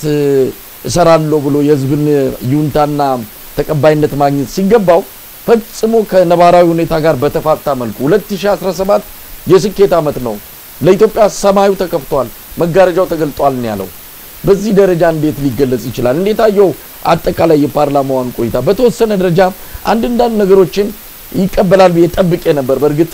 ሁሉ እግዚአብሔር አህመድን ዓለም እንደው ምን ሊያደርግ ይችላል ብሎ አለመጠበቅ በራሱ ስህተት ላይ ነው የሚጥለው በፍጹም አንድ ነገር ላይ ቆሞ የቀራ ሰው ነው ከዛ ምንም ታመጣለ በማን አለብኝነት የፈለገውን ነገር ተናግሮ ነው የሚወርደው እንዴት አየው ግን ተቅሌ የቅርብ ጊዜውን የፓርላማ ቆይታው ሁሉንም አልተመለከትኩትም መሳይ ሁሉንም አልተመለከትኩትኝም በጊዜ የጥራተም ሳምንትም ሀዘንም ነበር የሳምንት and ተቋቀም ይላል እኮ አይደል ያብይ ንግግር ድሮ የዛሬ 78 አመት በጉጉት ስክሪን ላይ ተለጥፈን እንዳልሰማ ነው በሲቃ በደስታ አስተያየት እንዳልሰጠን ያ ትሁት የነበረ ቆንጥጡን እናቶች አባቶች የነበረ ሰውዬ በጣም እብሪቱን ስትመለከተው አሮጋንስ ስትመለከተው በጣም ለቋቅም አለኝ አንደኛ ነገር በሳይ አንተ ማለት ነው አንተ ኦዲየንስ አለ አይደል ለኦዲየንስ ስታወራ የምታወራበት ቋንቋ እኮ ኦዲየንሶችን አክብረህ ነው አይደል አድንቀህ አክብረህ even sometimes ውሸትም አጋነን ሊሆን ይችላል እኮ አብይ እኮ እንደሚለው 15 ሚሊዮን አካባቢ አባላት ካሉት ኤንድ ወደ 90 ምናምን ከመቶ የፓርላማውን የተቆጣጠሩ ማለት ባለው ጥቂት ናቸው እና ንግግር ሲያደርግ ለማን ንግግር እንደሚያደርግ ራሱ ኦዲየንስ ራሱ የተረዳው አይመስለኝም። ማለት የኔ ደጋፊዎች ናቸው ለምትላቸው ተመልካች በዛ መልኩ እንዴት ታወራለህ እኮ በዛ መልኩ አታወራም። እብሪትና ብልግና ይሄ ጥጋብ በሁለት ሳምንት እንጨርሰዋለን ያለውን ጦርነት የትግራይ 2 ዓመትም አላለቀም እንኳን አይደለም ያሁንም አላለቀም እንኳን 4 ዓመት በኋላ አላለቀም ስቲል ጦርነቱ actual fighting on the ground የበፊቱ አይነት አክቲቭ ባይኖርም ስቲል ከህዋት ጋር ያለውን ትንቅንቅ የምትመለከተው ነው ፍጥጫው የምትመለከተው ነው አለ and ናው ጦርነታ የታወቀ ነው እንዴት እንደሚያልቅ እኛ ባጭቀን እንጨርሰዋለን አይነት ነገር ብሎ ማለት and ደሳለኝ ጫኔ ፌር ጥያቄን ያቀረበው የሀገር ውስጥ ጉዳይን ሪዞልቭ ሳናደርግ ሳንፈታ ይሄንን ለማስቀየስ ይመስላል ሲል አንድ የፓርላማ ተወካይ ባህር ዳር ውስጥ የሆነ ኮንስቲትዩንሲ ከመቶ ሺህ በላይ ህዝብ የሚወክል ሰው ነው የሰውዬ and በዛ መልኩ የኤርትራ የሚያሸማቅ አይነት ነገርና ደግሞ አንድ አይነት እሱ የካድሬዎቹን ንግግር ስትመለከት በቃ አንድ ላይ ታደሉት ቋንቋ ነው የገረመኝ አክቹአሊ የአብይ ብቻ ሳይሆን ኢቭን ተቋሚ ምትላቸው ነው የኢዜማ ሰዎችን እንኳን አልሰማዋቸውም አስተያየታቸውን ግን ሞት ላይክሊ መገመት ይቻላል የአብን ሰዎች የሚናገሩት ቋንቋ በሙሉ ከሱ የታደላቸው የተሰጣቸው ነው የሚመስለው ሌላውን ሁሉ ጥያቄ የሚጠይቀው የሚያነሳውን በሙሉ በዚህ ሰዓት ላይ ኢትዮጵያ ጦርነት የመሸከም ከሻጎ የላትም በፍጹም ጎገብ አይችልም ግልጽ እኮ ነው ይሄ ጦርነት ከተገባ ውጤቱ የታወቀ ነው ያለው እሱ ባለው መልኩ ሳይሆን ኦብቪየስሊ ያለፉትን ጦርነት በእኛ እድሜ ተከታተሉን ብትመለከት ኤርትራ ጋር የነበረው ጦርነት ተከትሎ ህወሓት የደረሰበት ሁኔታ and አሁንም ከዚህኛው ጦርነት በኋላ የደረስንበት ያለንበት የገባንበት ቀርቃር የምትመለከተው ይሄ ጦርነት ከዚህ በኋላ ብንገባ አሱ እንዳሰበው ባሰበው መልኩ አይጠናቀቅም አክቹአሊ እጅግ በጣም ዴንጀረስ የኢትዮጵያን ህልውና ራሱ አደጋ ውስጥ የሚጥል የሚከት ነው እና የአብይ እንትን ኢማቹር ነው ያልበሰለ ነው በእውነቱ ማለት የአካባቢውን ፖለቲካ ዓለም አቀፍ ፖለቲካውን ምንም ከግምት ያላስገባ ያላገናዘበ ነው and by the way በኤርትራም ሳይድ መሳይ ቅድም መግቢያ ላይ አስተያየት ፈልጌ ረስቸው ነው አንዳንድ መግለጫዎቻቸው መጠንቀቅ አለባቸው ኤርትራውያን ኦኬ ለምሳሌ ብዙ ጊዜ በፊትም በነበረው ሁኔታ ኤርትራና ሻቢያ መንግስቱን ለያለን ሲሚላርሊ ኢትዮጵያና ኢትዮጵያ መንግስትን መለየት አለባቸው ኢትዮጵያ እንዲያደርጋኝ ኢትዮጵያ ህዝብ የለበትም obviously access to the sea መጠየቅ የኢትዮጵያ ህዝብ ቢመኝ ቢጠይቅ legitimate ጥያቄ ነው ኦኬ ሶ ማለት የሚችሉት አግባብ ባለው መንገድ በህጋዊ መንገድ ብቻ ነው የሚሆነው ነው እንጂ አዚህ የኢትዮጵያን ህዝብ ወይ ኢትዮጵያ ራሱ የእንደዚህ አይነቱ ፕሮጀክት አብይ ያሰበው አይነት ፕሮጀክት አካል አድርጎ ማስቀመጥ መሳላቸው በጣም ስህተት ነው ማለት ነው አመሻቢያ ከረጅም ጊዜም ጀምሮ ችግሩ መሆን ካለበት ከመንግስታቱ ጋር ነው እንጂ ከኢትዮጵያ ህዝብ ጋር መሆን የለበትም ከኢትዮጵያ ህዝብ ጋር ከሆነ ችግሩ then የኢትዮጵያ ህዝብ ሁሉ ነው በጦርነቱ ውስጥ የሚሳተፈው then obviously ጥሩ ነገር አይሆንም ማለት ነው I think ማስተላለፈው መልእክት ለሻቢያ ሰዎች ለኤርትራ መንግስት clearly delineate ማድረግ ድንበር ማበጀት አለባቸው ጸባቸው ከኢትዮጵያና ከኢትዮጵያ ህዝብ ጋር ነው ወይስ ከመንግስት ጋር ነው because ስቴቱ እንዳለ ነው always ኢትዮጵያና የኢትዮጵያ ስቴት መሳይ ይቀጥላሉ መለስ ይያለም ኃይለማርያም ይያለም አሁን አብይ ይያለም የኢትዮጵያ ስቴት እነሱ ይለያወጣሉ ከላይ ያሉት ሰዎች መንግስቱ ስቴቱ ግን እንዳለ ነው ስለዚህ የኢትዮጵያን ስቴት ጥላቻ ካላቸው that is dangerous ሁላችንም of course እንሰለፋለን በየጦርነት ውስጥ የኢትዮጵያ መንግስት ጋር ከሆነ ግን ጸባቸው I think ይሄ በመግለጫዎቻቸው ላይ የኤርትራ ባለስልጣናት ሊያስቡበት ይገባል ብዙ ጊዜ hateful message ለኢትዮጵያ ህዝብ ያስተላልፋሉ የኢትዮጵያ ህዝብ ደግሞ ይሄን ሁሉ አመት ደም በተደረገው ጦርነት ውስጥ ያለሱ ድምጽ ሳይማከር ሳይጠየቅ ነው መንግስታት መጣ ደርግም መጣ ኃይለ ሥላሴን ሲለውጡት ህዝቡ ሪሊ ሬፈረንደም አድርጎ ፈቅዶ አይደለም የፌዴሬሽኑ ነበረ 10 አመት ቆየ አክሊሉ ሀብተወልድ ተው ያሏቸው ሌሎችም የመከሯቸው ኃይለ ሥላሴ ቀየሩት የፌዴሬሽኑን ጦርነት 30 አመት ተከተለ በዛ ሁሉ ሲዋጋ የኢትዮጵያ ህዝብ ፈልጎ አይደለም ነሰርሊ መንግስታቱ ናቸው በግድ ሲያዋጋ የነበረው ሶ ይሄን ነገር ማለት ያስፈልጋል ከዛ በተረፈ ግን የአብይ አፕሮች በአጠቃላይ I think ለአገሪቱ በጣም በዚህ ድህነት ላይ በዚህ ውስጣዊ ኢንተርናል ሲቪል ዋር የሲቪል ጦርነት በዚህ በኩል የፋኖ ሁኔታ ተመለከተዋለህ የሸኔ ሁኔታ ተመለከተዋለህ የሰሞኑ ሃይማኖት ጥቃት ተመለከተዋለህ ከሶማሌ ጋር ያለው ውጥረት ተመለከተዋለህ ከግብጾች ጋር ያለው ውጥረት ተመለከተዋለህ ከሱዳን ጋር ራሱ መሳይ የምታውቀው ነው አልብርሃን በየት በኩል የተሰለፈው ያኛው ሐሚቲንም የሚባለው ደግሞ በየት በኩል የተሰለፈው ዓለም አቀፍ ማህበረሰቡ ደግሞ የምትመለከተው ነው በዚህ ሁሉ ሂደት ውስጥ ጥንቃቄ የተሞላበት የበሰለ በጽሁፍ የተጻፈ ፖሊሲ ነው እንጂ የሚያስፈልገው ይሄ ጠቅላይ ሚኒስትር ፓርላማ ቀርቦ እንደፈለገ የመደንፋት ፖሊሲ አይተከመነው ለኛ because በመደንፋት በፉከራ ምናምን ቢሆን እኮ ህወሓት 4 አመት ይሄን ያህል ጊዜ መቆየትም አልነበረበትም አይደል ያን 2020 ላይ ኖቬምበር ዲሴምበር ሁሉም ነገር ተጠናቆ I think ምርጫ ውስጥ ገብተው ነበር ግን ነው አልሆነም በዛ መልኩ አልሆነም እኮ ለዚህኛው ምርጫም አልደረሱም እንኳን ለዛኛው ምርጫ ማለት ነው ህወሓቶች አሁን ምርጫ ያስተው አይደለም ያውጣው ሰሌዳ ምናምን ሁሉና I think በአጠቃላይ ንግግሩ ቋቅ ስላለኝ ሁሉንም አልተመለከትኩትም በተመለከትኩት ባየሁት ልክ ግን አሁን ያልኩ ስሜት የተሰማኝ መሳይ አስረዘምኩት አይደል ተክሌ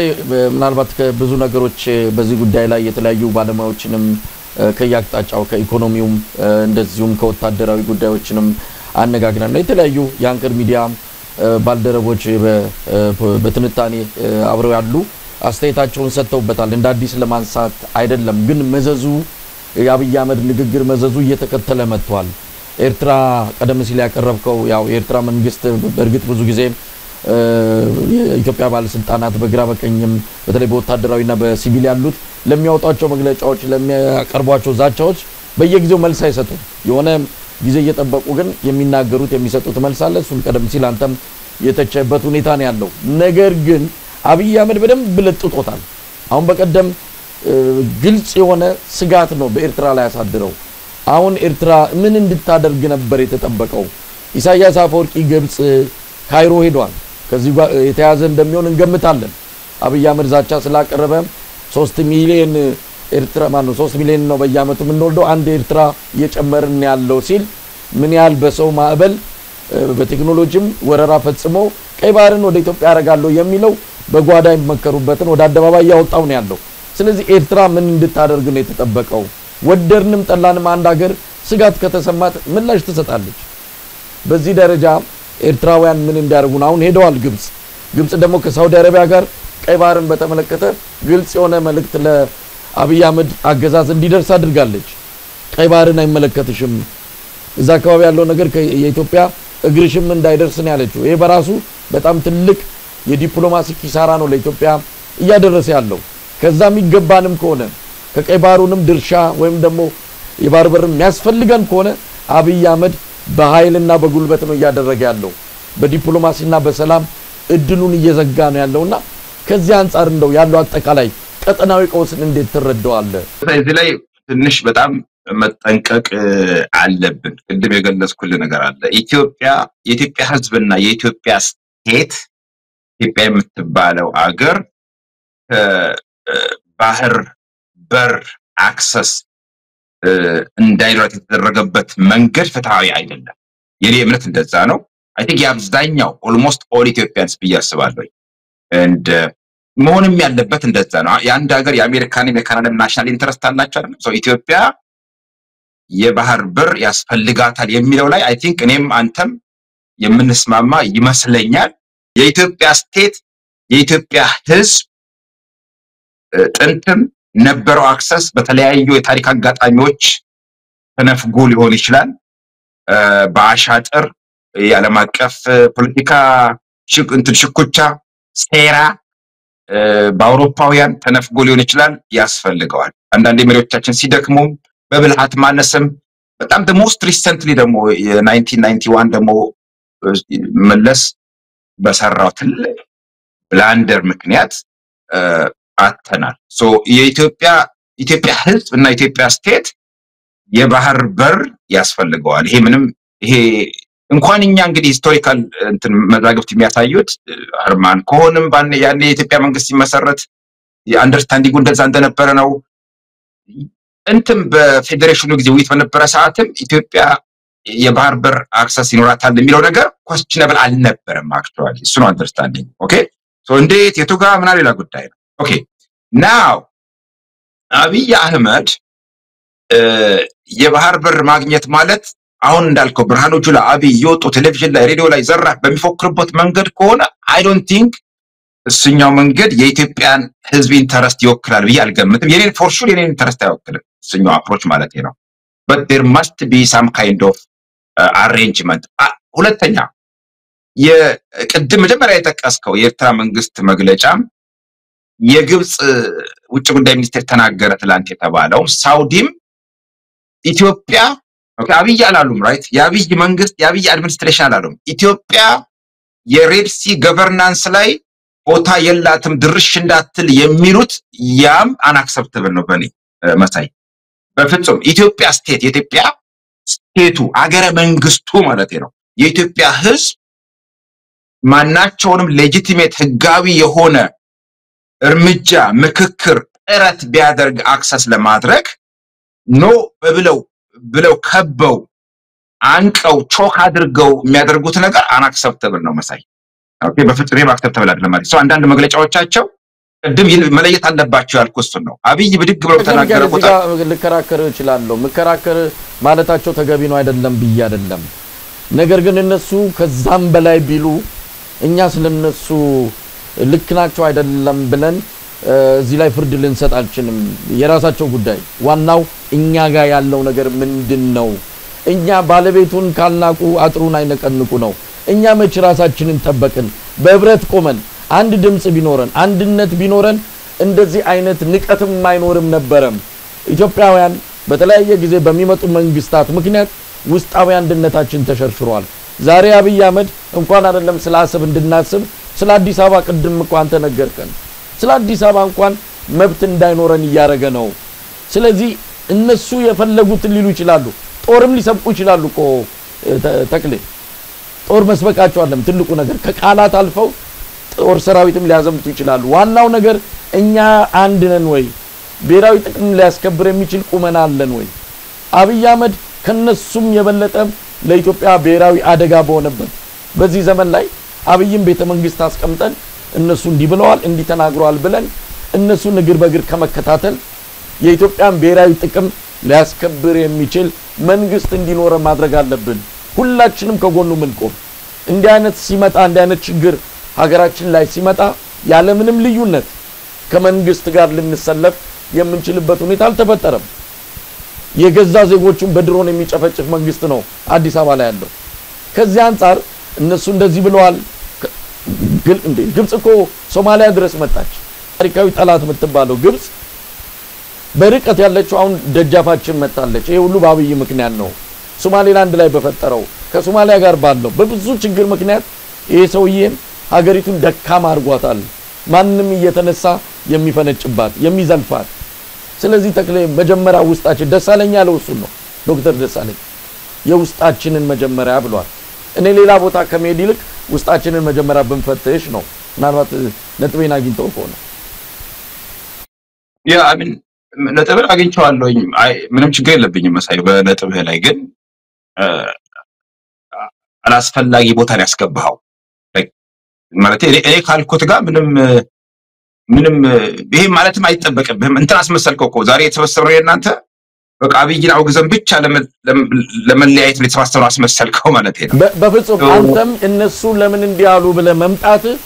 ተገቢ አይደለም ይበሉ እንኳን አይደለም በቃላት በጦርም ሊመጡብን ይችላሉ አሁን እኮ የኢትዮጵያ መሬት በሱዳን ተይዟል እኮ ይመጣሉ እኮ እንደዚህ ድንበርን ሾልከው ገብተው ንብረትን ሊወስዱ ሊዘርፉ ይችላሉ ከቃላት ባለፈ እሱን መጥቀስ ምን ጥቅም አለው ከዛ ይልቅ ውስጣችንን መፈተሽና በዚህ አንፃር እንዴት ነው ወደ አንድነቱ ምን መጣው እንዴት ነው ኢትዮጵያን ብሔራዊ ጥቅም እናስከብረው የሚለው ነው ተገቢ የሆነ መስመር ከሚል አንፃር ነው ተክለ በጣም ጥሩ ሁለት ምክንያት አለኝ የኔ ያስገባውበትኝ መታይ አንደኛው አብይም መጣ ሄደ ኃይለማርያም መጣ ሄደ መለስም መጣ ሄደ ደርግም መጣ ሄደ የኢትዮጵያ ቋሚ ናሽናል ኢንተረስቶች ምንድናቸው የሚለው ነገር ክሊርሊ ማስቀመጥ አለብን ከሚለው በመነሳት ነው አክቹአሊ አንደኛው ማለት ነው ሁለተኛው ደግሞ ይሄን ውይይት ኮንቨርሴሽን ስናነሳ መጀመሪያ ስንጀምር የኤርትራ መንግስትን መግለጫ ጠቀስክ አንተ ስለጠቀስከው yes I understand ኤርትራን መንግስትን ስሜት ግን ዞሮ ዞሮ ጎረቤት ሀገሮች ነን እና አንዳችን ለአንዳችን ህልውና በግድ አስፈላጊ ነን ከዛ አንፃር አለማንሳትም አንችልም እና እነዚህ ፕሪንሲፕሎች ሊሰመሩባቸው ይገባል በየከማስቀመጥና ሶስተኛ ደግሞ ብዙ ተመልካቾች አድማጮች አዚፍ አንተም አስተውለው ሊሆን ይችላል አብይን ስለተቃወምን ብቻ ስለጠላን ብቻ ለኢትዮጵያ ቋሚና ዘላቂ ጥቅሞች ኬር የማናደርግ አድርገው ያስቀምጣሉ ማለት ነው ሶ አብይ ምንም ያድርግ ምን አምባገነንም ይሆን አይሆን ዞሮ ዞሮ የኢትዮጵያ ቋሚ ኢንተረስት የሚባሉ አሉ ኢትዮጵያ የባህር በር አክሰስ ያስፈልጋታል ፒሪየድ ኢትዮጵያ የባህር በር አክሰሷን የተነጠቀችበት ያጣችበት መንገድ ፌር አይደለም በአካባቢው ያሉ መንግስታት ኢትዮጵያ የባህር በር ለማግኘት ዛሬም ወደፊትም የምታደርገው ጥረት ካለ ችግር ካለባቸው ባካሄድ ላይ የኢትዮጵያን መንግስት ከሆነ መንግስቱን ክሊርሊ ያስቀምጡት እንጂ የኢትዮጵያ ህዝብን ወደፊት ተቀመም በሚያንቅና አፌክት በሚያደርግ መልኩ የሚናገሩት ንግግር የሚያደርጉት እርምጃ አንአክሰፕተብል ነው የሚለውን for the record ራሱ ማለት ነው just for the record ማስቀመጥ አለብን ከሚል ስሜት አንፃር ነው መሳይ ያስቀመጥኩት እንጂ አንተ ያልከው ዞሮ ዞሮ at this time ዋነኛው ጉዳይ የትኛው ነው በተለይ አገራችን ውስጥ ያለው ኢንኮምፒተንት የሆነ ብቃት የሌለው መንግስት ቅድም ኮገለጽኩልህ መገናኛ ብዙሃን ላይ ፓርላማ ቀርቦ መፎከር መናገር መደንፋት ሳይሆን በዚህ ሰዓት ላይ የሀገር የውስጥን አንድነት ማስጠበቅ ነው የሀገር የውስጥ አንድነት ባላስጠበቅበት ሁኔታ ከሀገር ተሻግረ ድንበር ዘለ ከሌሎች ኃይሎች ጋር ልዋጋ ብትልም የራስህ መጥፊያ ነው ራስን ጉድጓድ ነው የምትቆፍረው ነው so I agree with your point ማለት ነው at the same time ግን አዚፍ በቃ ሙሉ 100% ፎከሳቸው አብይ ብቻ ሆኖ የኢትዮጵያ ናሽናል ኢንተረስት ወደ ኋላ በአክቲቭ ላይ እንዳይቀመጥ አልፎ እንደዚህ ማስታወስ አለብን ማንሳት አለብን ከማለት አንፃር ነው ያነሳሁት ይመስላል እንጂ ይሄኛው ተተን ያብይን ተተን እዛ ላይ እንንጠላጠል በሚል ስሜት አይደለም ማለት ነው አሁንም ቢሆን ኢትዮጵያ በተለይ እዚህ ግጭት ውስጥ አሁንም ቢሆን እንደው ነጥብህን በደንባር አርጌ ለመቃወም አይደለም የመስመር ትንሽ ማስተካከያ ለማድረግ ነው ዛሬ የተገለጠልን ኢትዮጵያ የባህር በር እንደሚያስፈልጋት ዛሬ የተገለጠልን አብይ መጥቶ ይነገረን በፊት የማናቀው አድርገንም እንዳናስብ እናቋለን የባህር በር እንደሚያስፈልጋት ተፈጥሯዊ መብቷ ነው ታሪካዊ ብዙ ነገሮችን መጥቀስ ይቻላል ዛሬ አብይ አህመድ መጥቶ ስለነገረን ነው ይሄ እንደተገለጠልን አድርገን 10 ጊዜ ደጋግመን እናነሳው አብይ ያነሳበት የራሱ የፖለቲካ ታክቲክ ስላለው ነው ከሱ ጋር አብረን አጀንዳውን ማራገብ አብይን ከመጥቀብ ያለፈ ምንም ትርጉም የለውም ዛሬ የሱ የደህንነት ኃላፊ መስማት እንችላለን ይሄንን ጥያቄ እንዴት ነው ያየው ስማው ዛሬ እናንተ ከምልክ ጀምሮ ባይለ ስላሴ አልፎ ደርገች ማስመለስ ያልቻለውን ወደብ እብነት ወደቱ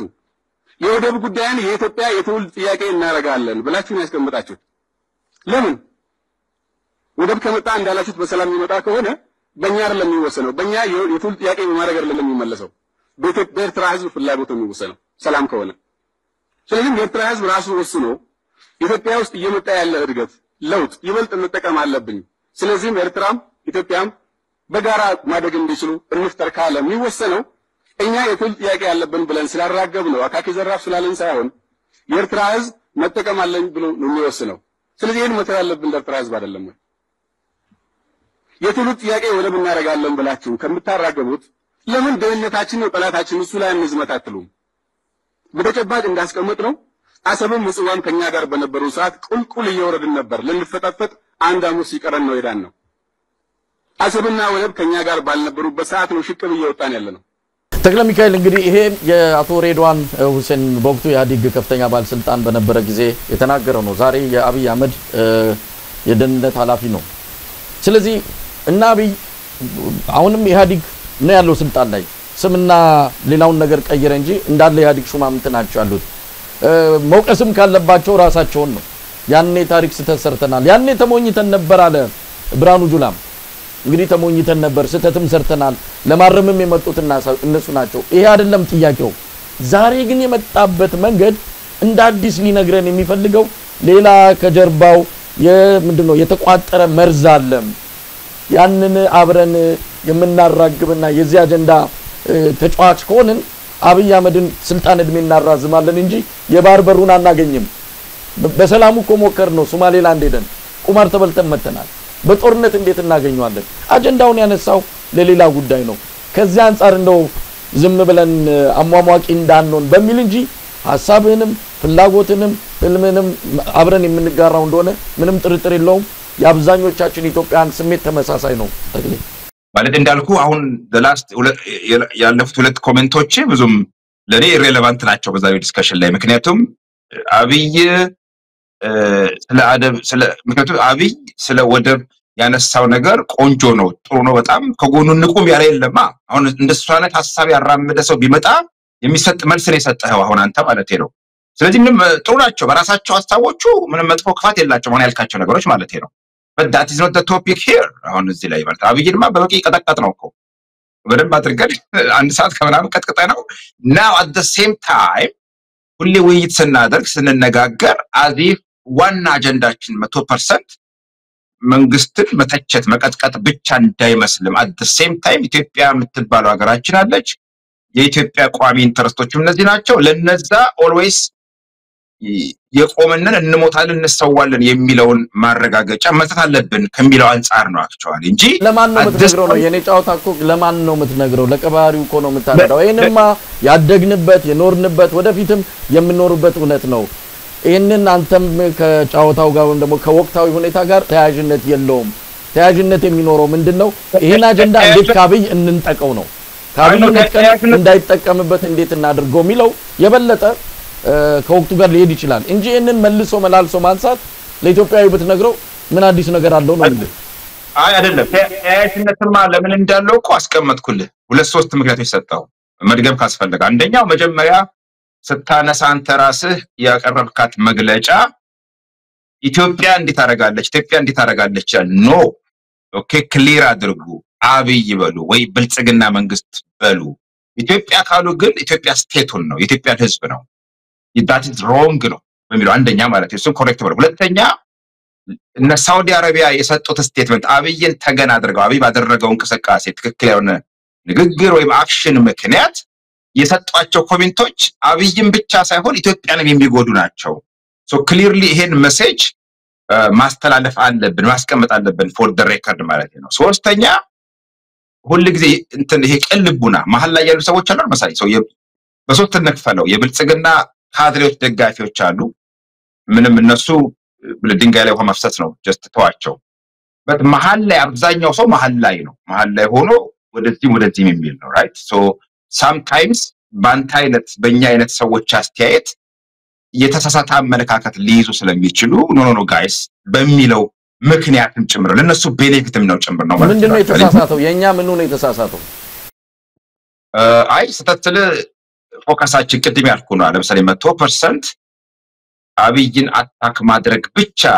እንዳይመስል ዝግጅታችን at the same time ለኢትዮጵያ ደግሞ ኢንተረስት ይሄ ነው አቋማችን የሚለው አንድ ሚዲያ ግን እንዳይመስል ብለ ተሰራለ እንዴ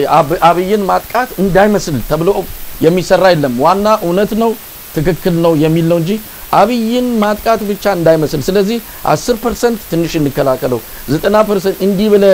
መታሰለው አይደለም ሚዲያ ነው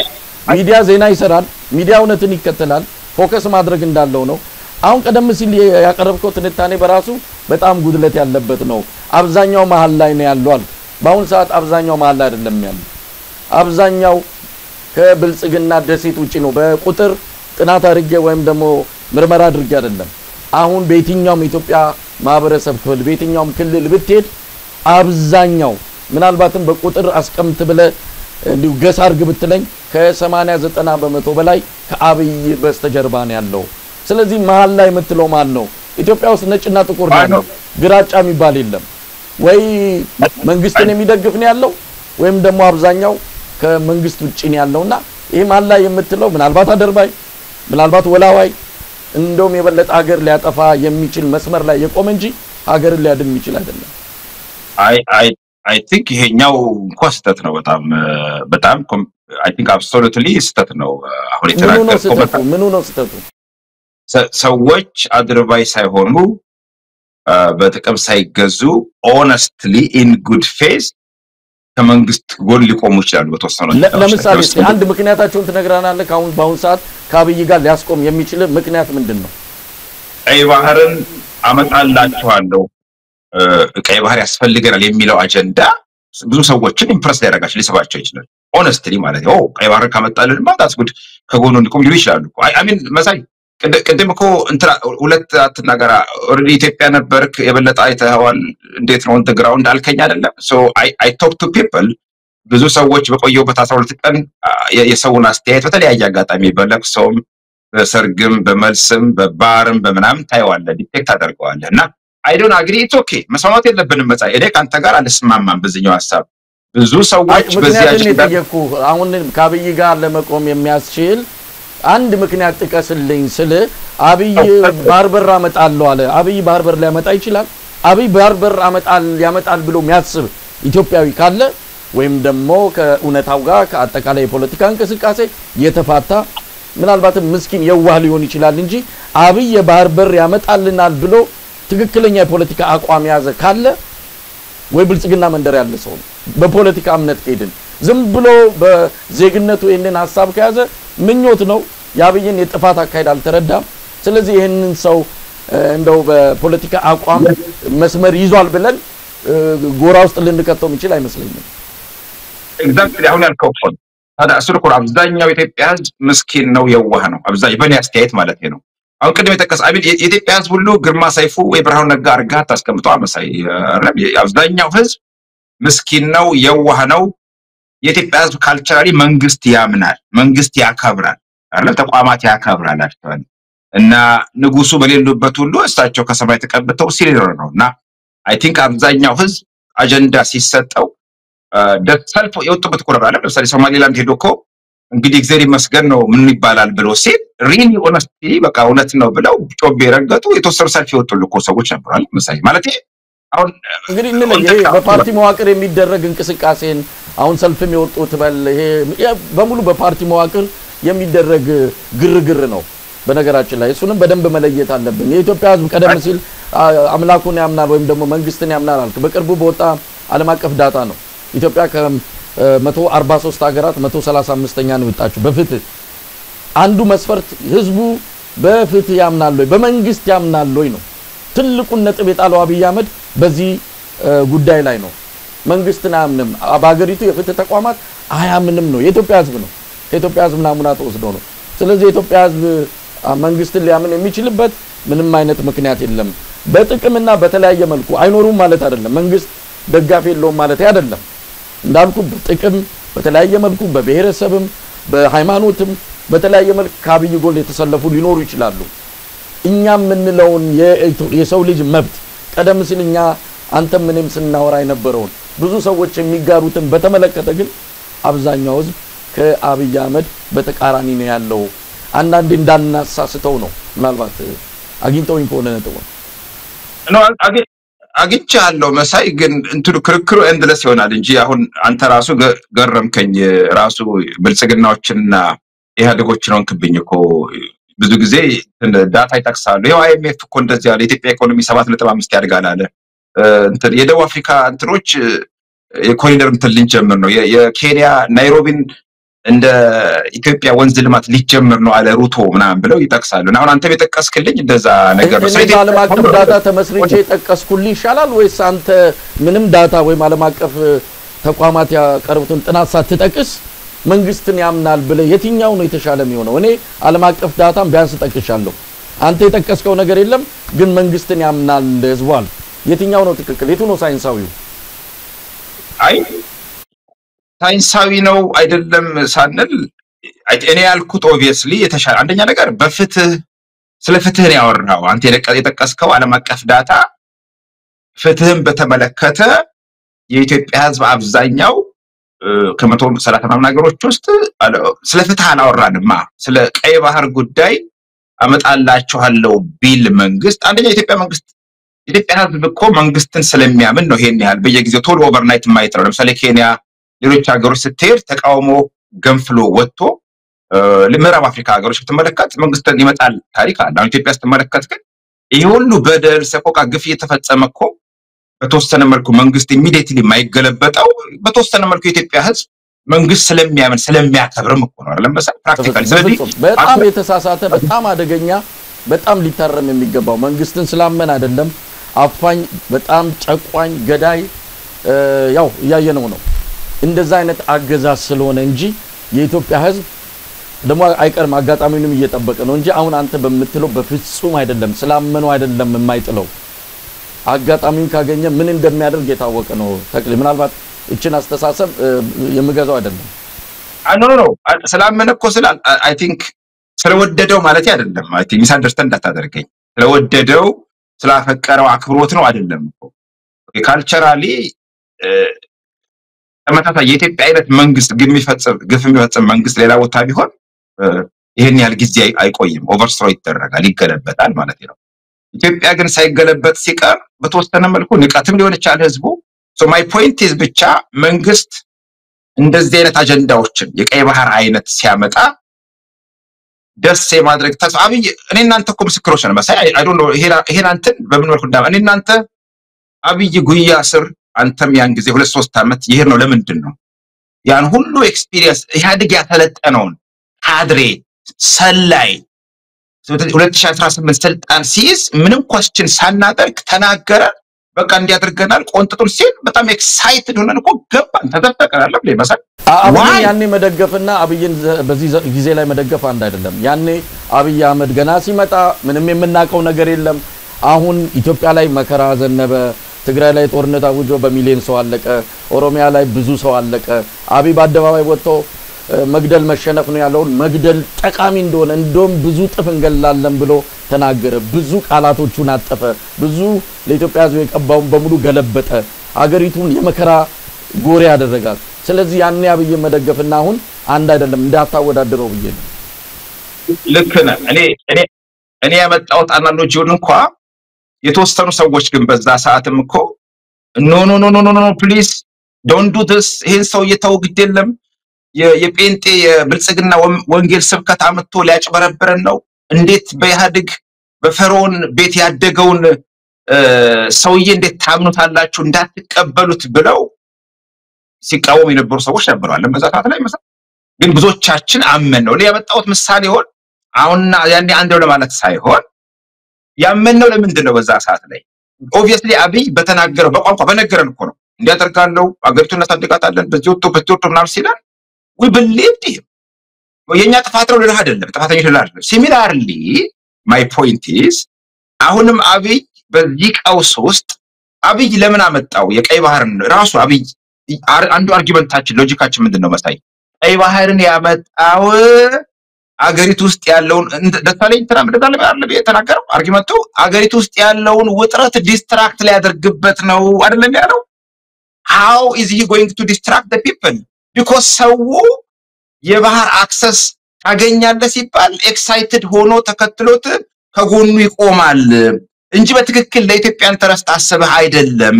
የእንትና ይደሳለኝ so that's what I'm trying to say actually so አንዳንድ ጊዜ የኢትዮጵያ ህዝብ በጎን ሊቆም ይችላል ሊሰለፍ ይችላል ስለዚህ ከዛ አንፃር ነው እንጂ አምኖ ተቀብሎ ምናምን አይደለም ማለት ነው ሁለተኛ ደግሞ እንረሳለን ብዙ ጊዜ we tend to forget አንዳንድ ጊዜ ኦኬ እሺ በቃ ብለን የደረሰብን ሁሉ ኮረስተና አቡነ ፓዊሮስ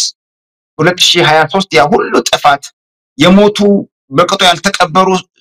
ታዲያ ያደረገላቸው ሰዎች ሁሉ እኮ ተደርጎ የቤተ ክህነት ዋና ጻፍ እንትን ስራ አስኪያጅ ተደርጓል የጠቅላይ ቤተ ክህነት ስራ አስኪያጅ the second in command ናቸው ከፓትሪያርኩ ቀጥሮ ለቅኝ ሰውዬ እኮ ኤክስ ኮሙኒኬት ተደርገው እንትናቸውን ጥጥናቸውን ተነጥቀው even ባላግለ ሊጠይቁ የሚችሉ ሰው ናቸው 25 ጳጳሳት ወስደው አርኪቢሾፕ እንትን ቢሾፖች ወስደው በድብቅ ሾመው ተመልሰው መጥተው ተሾሙ ተሸለሙ this is our culture so similarly ነው ማለት ጥፋት ያደረሱ ሁሉ እንረሳና ይደሉ ይገባውታል እንላለን እንዲህ አይነት መስሎ እናሰማለን ያ ዴንጀር አለ በሚለው ነው አይዶንት ኖ እዚህ እንዴት ተገባ አሁን ምናልባት ብዙ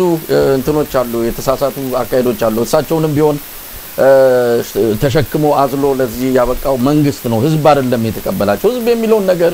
እዚህ ላይ ባናመጣው ጥሩ ነው በፓርቲ መዋቅር በብልጽግና መዋቅር ነው እሳቸውም ወደ ስልጣን የመጡት እንጂ ህዝብ ፈልጓቸው እንዳልሆነ ይታወቃል አብይ አህመድ ፈላጭ ቆራጭ ነው ቤተ ክህነትንም ቤተ መንግስትንም እየመራ ነው መጅሊሱንም ይመራው እሱ ነው አብይ አህመድ የሌለበት ቦታ የለም በዚህ ማለት ሰው መቼ ምን ያድርግ አንዳንዴ ኢትዮጵያ ህዝብ መሃል ላይ ነው ያለው መሃል ላይ ባለ ህዝብ አትፈርድም ያ ማለት ግን ዝም ስላለ ጊዜ እየጠበቀም ከሆነ ፈርቶም ከሆነ ግን መንግስት የሚለውን ተቀብሎ አይደለም ያቃል እያንዳንዷን ነገር ያቃል በደንብ የሚረዳ ህዝብ ነው ማለት ነው አይ እንትን ሚስ ካራክተራይዝ አታድርገው ህዝቡ ከጳጳሱ ጋር በተያያዘ ህዝቡ አላልኩኝም እኔ ህዝቡም ደግሞ ካደረገው ቅድም ያልኩ አርጊውመንቴን ለማጠናከር ነው ተቋማት የማመን ቴንደንሲ አለው ኦኬ ስቴቢሊቲን የመቀበል ይነዋት ህዝቡ ሳያቀርጡ አይደለም እኮ አዝኗል ተከፍቷል በጣም ግን ተቋም ስለሆነ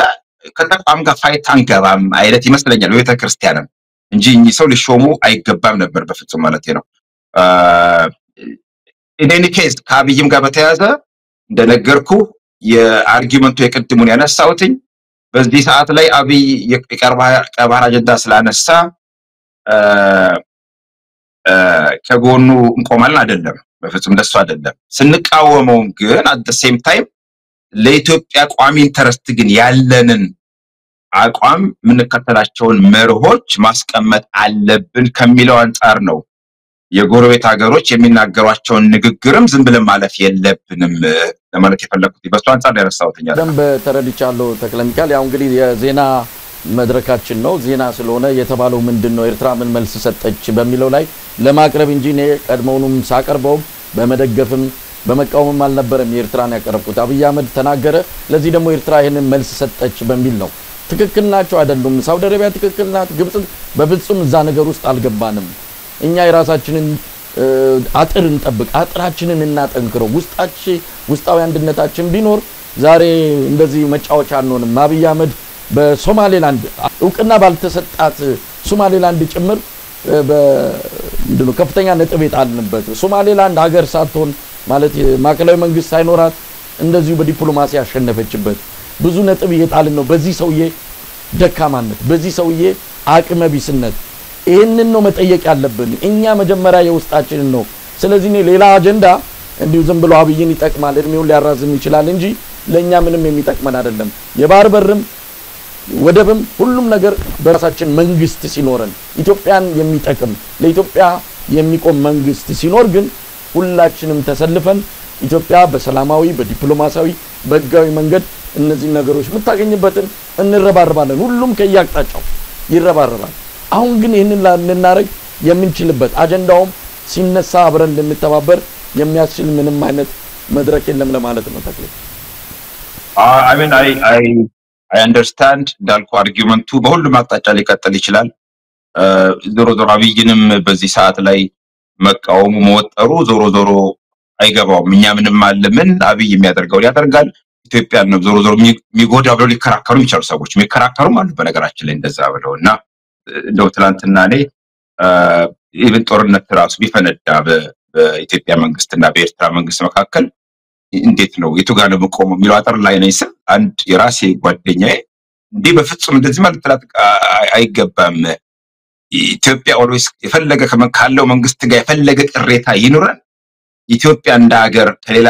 ሀገር ጋር ጦርነት ውስጥ ከገባች ካለው መንግስት ጋር መቆም አለብን ብሎ ተከራክሮኛል ማለት ኖሌጅብል የሆነ የበሰለ ሰው ነው ይሄን ክርክር ያቀረበ ማለት ነው ሶ አርጊውመንቱ በሁለት አቅጣጫ ሊቀጥል ይችላል መሳይ እና ባይዞ ቅድም እኔ አንተ ያነሳውንም ተስተነሳ አንተን በሚል ስሜት አይደለም ለምሳሌ የኤርትራውን ዜና ስታቀርበው አንተን ማለት አይደለም አንተማ ዜናውን ያቀረብከው ዞሮ ስንወያይ በየሶሻል ሚዲያው ላይም በተለያዩ መድረኮች የሚነገሩ የሚሸራሸሩ ሐሳቦችንም ጭምር አይደለም እዚህ ቦታ ላይ ዲስከስ የምናደርገው በዛ መልኩ ነው እንጂ ያነሳሁት እኔ አንተ በዚህ መልኩ አነሳው ብዬ በዛ መልኩ አይደለም ማለት ነው አጠቃላይ ዲስከሽኑ በየቦታው በትዊተር ላይም በፌስቡክም በቲክቶክም በተለያዩ መድረኮች ስላለ ከዛ አንፃር ኢሴንሻል ነው በጣም በወያይቱ በሚለው ስሜት ያነሳሁት ይመስላል ተክለኔም የተከራከርኩ አንድ ብልጽግና አንድ መስመር አስምሯል ሰሞኑን ተከታትለ ከሆነ አብይ አህመድ ባህር በርን በተመለከተ ያሰመረው መስመር አለ የኢትዮጵያ መስመር ይሁን የፓርቲው መስመር ይሁን አናቅም ብቻ ባህር በርና ምናምን እነዚህ አጀንዳዎች ይሄንን መስመር ለብሰው መጥተዋል ይሄንን ማይቀበል ኢትዮጵያዊ አይደለም ባዳ ወይም ባንዳ ነው ተብሎ ከፍተኛ የሆነ ምንድነው የስም ማጥፋትን በሁላችንም ላይ መጥቷል በፍጹም ይሄን ነገርም በደንብ መስመር አውጥተን መሄድ አለብን ይሄን አጀንዳ ለመቀበል ማለት ኢትዮጵያ የባህር በር እንዲኖራት አለመፈለግ አይደለም የአብይ አህመድን አጀንዳ እንጂ ይሄማ የኢትዮጵያ አጀንዳ ነው በሚል በደንብ ግልጽ አድርገን እንናገር በዚህ ባዳና ባንዳ ከተባልን ያንንም አክሊል ካለ ለመቀበል ዝግጁ ነን አንገታችንን እንቀበላለን ባንዳም ከተባልን አይ ነው በሱ ረገድ እኮ አንድ ጎራ ውስጥ ነው እናንተ ምክንያቱም እንደው ከጥቂት ቀናት በፊት ጃዋር በጣም ቆንጆ አናሊሲስ አቅርቦ ነበር የአብይን አፕሮች በተመለከተ ይሄ ቢሆን ይሄ ነው ስለ አካባቢው ጂኦፖለቲክስ በደንብ አድርጎ የተነተነ ማለት ነውና አይ ቲንክ እሱን ሼር አድርጌ እንደውም አሁን ይሄን ሁሉ ሰው ይሄን ጊዜ እኮ ባንዳ ነው ይላሉ የኢዜማውያን እንትን በለጣውያን እና ብልጽግናዎች ምናምን ብዬ አስተያየትቻለሁ ሶ በዛ አንፃር እኛ አንድ ጎራ ውስጥ ነን እኔም አንተም አክቹአሊ አንድ ጎራ ውስጥ ነን ግን አንድ ጎራ ውስጥ ነን ደግሞ ስቲል ስንወያይ በተወሰነ መልኩ የኔ አፕሮች ማለት ነው የኔ አፕሮች አሁን ቅድም በገለጽኩልህ መንገድ ነው yes ያብይን አካሄድ በደንብ አድርገን እንተቻለን እንዘለዝለዋለን at the same time ግን ሌላኛው ኤሌመንት መጨመር አለበት ነው የኔ አፕሮች አንተ ደግሞ አፕሮች ኖ ፉሊ ፎከሳችን መሆን ያለበት ኢትዮጵያን በዚህ ሰዓት በጣም ለሰርቫይቫሏም ለህልውናውም አደገኛ የሆነው ያብይ አካሄድ ስለሆነ እሱን ነው በደንብ ታርጌት መቀጥቀጥ ያለብን አይነት የኢሳት የድሮ አካሄድ ነው ድሮም አፕሮች ላይ ልዩነት አለን እኔ በዚህኛው መንገድ የተጓዝኩት መሰለኝ ለዛ በልዩነት ልንላይ እንችላለን በዚህኛው ነጥብ ብቻ ለማንኛውም ተክለ የምጨምረው ነገር አለ እንግዲህ እንዳጠፋ ዳግም እንገናኛለን የምጨምረው ነገር ካለ አይ ቲንክ የምጨምረው ነገር አሁን መጨረሻ ላይ ያነሳው ነው መሳይ በተለይ ይሄ በሁሉም ካፕ የተለየ ሐሳብ የሚሰጠን የሚናገርን ሰው ቶሎ ብሎ የመፈረጅ የመምታት የማሸማቀቅ አካሄድ በፍጹም አክሰፕተብል አይደለም ባንዳዎች ነው አሁን እንዳልኩ የህዝብ ተወካይ ምክር ቤት የሆነን ሰው ባንዳ ከሆነ መክሰስ ነው ማሰር ነው ደሳለኝ ጫኔ ግን ከዛ በተረፈ ፓርላማ ቀርቦ ደግሞ ጥያቄ እኮ ተልኮ አስቀድሞ እኮ ተልኮ ነው አይደል በኢትዮጵያ ፓርላማ ውስጥ እንትን ሰርፕራይዝ እኮ አይደለም አምቡሽም አይደለም አስቀድሞ ተልኮ አላስፈላጊ ጥያቄ ከሆነ just መታው ነው በአሽሙር አንድ ጠቅላይ ሚኒስትር ለህዝብ የሚተላለፍ ላይቭ ቴሌቪዥን ላይ ቀርቦ በአሽሙር መናገር ትክክል አይደለም መሪዎች በቀጥታ ነው መናገር ያለባቸው ለህዝባቸው ትራንስፓረንት መሆን አለባቸው አድሪዎቻቸውን መቆጣት መገሰጽ አለባቸው በተለይ ደግሞ በዚህ ሰዓት ወደ ጦርነት ለመግባት ባሰፈሰፉበት ሰዓት የምትገኘውን ሁሉ ድጋፍ ነው ማሰባሰብ ያላቸው እና ለራሳቸውን ቤስት ኢንተረስት ታስበው ጠላት መቀነስ ሲገባ ሌላውን ሰው ሁሉ የተለየ ሐሳብ የተናገረውን በሙሉ ኢንፋክት መቆጣጠር ስለማይችል እኮ ሶሻል ሚዲያውን እንጂ መሳይ አገር ቤት ብንኖር አስበው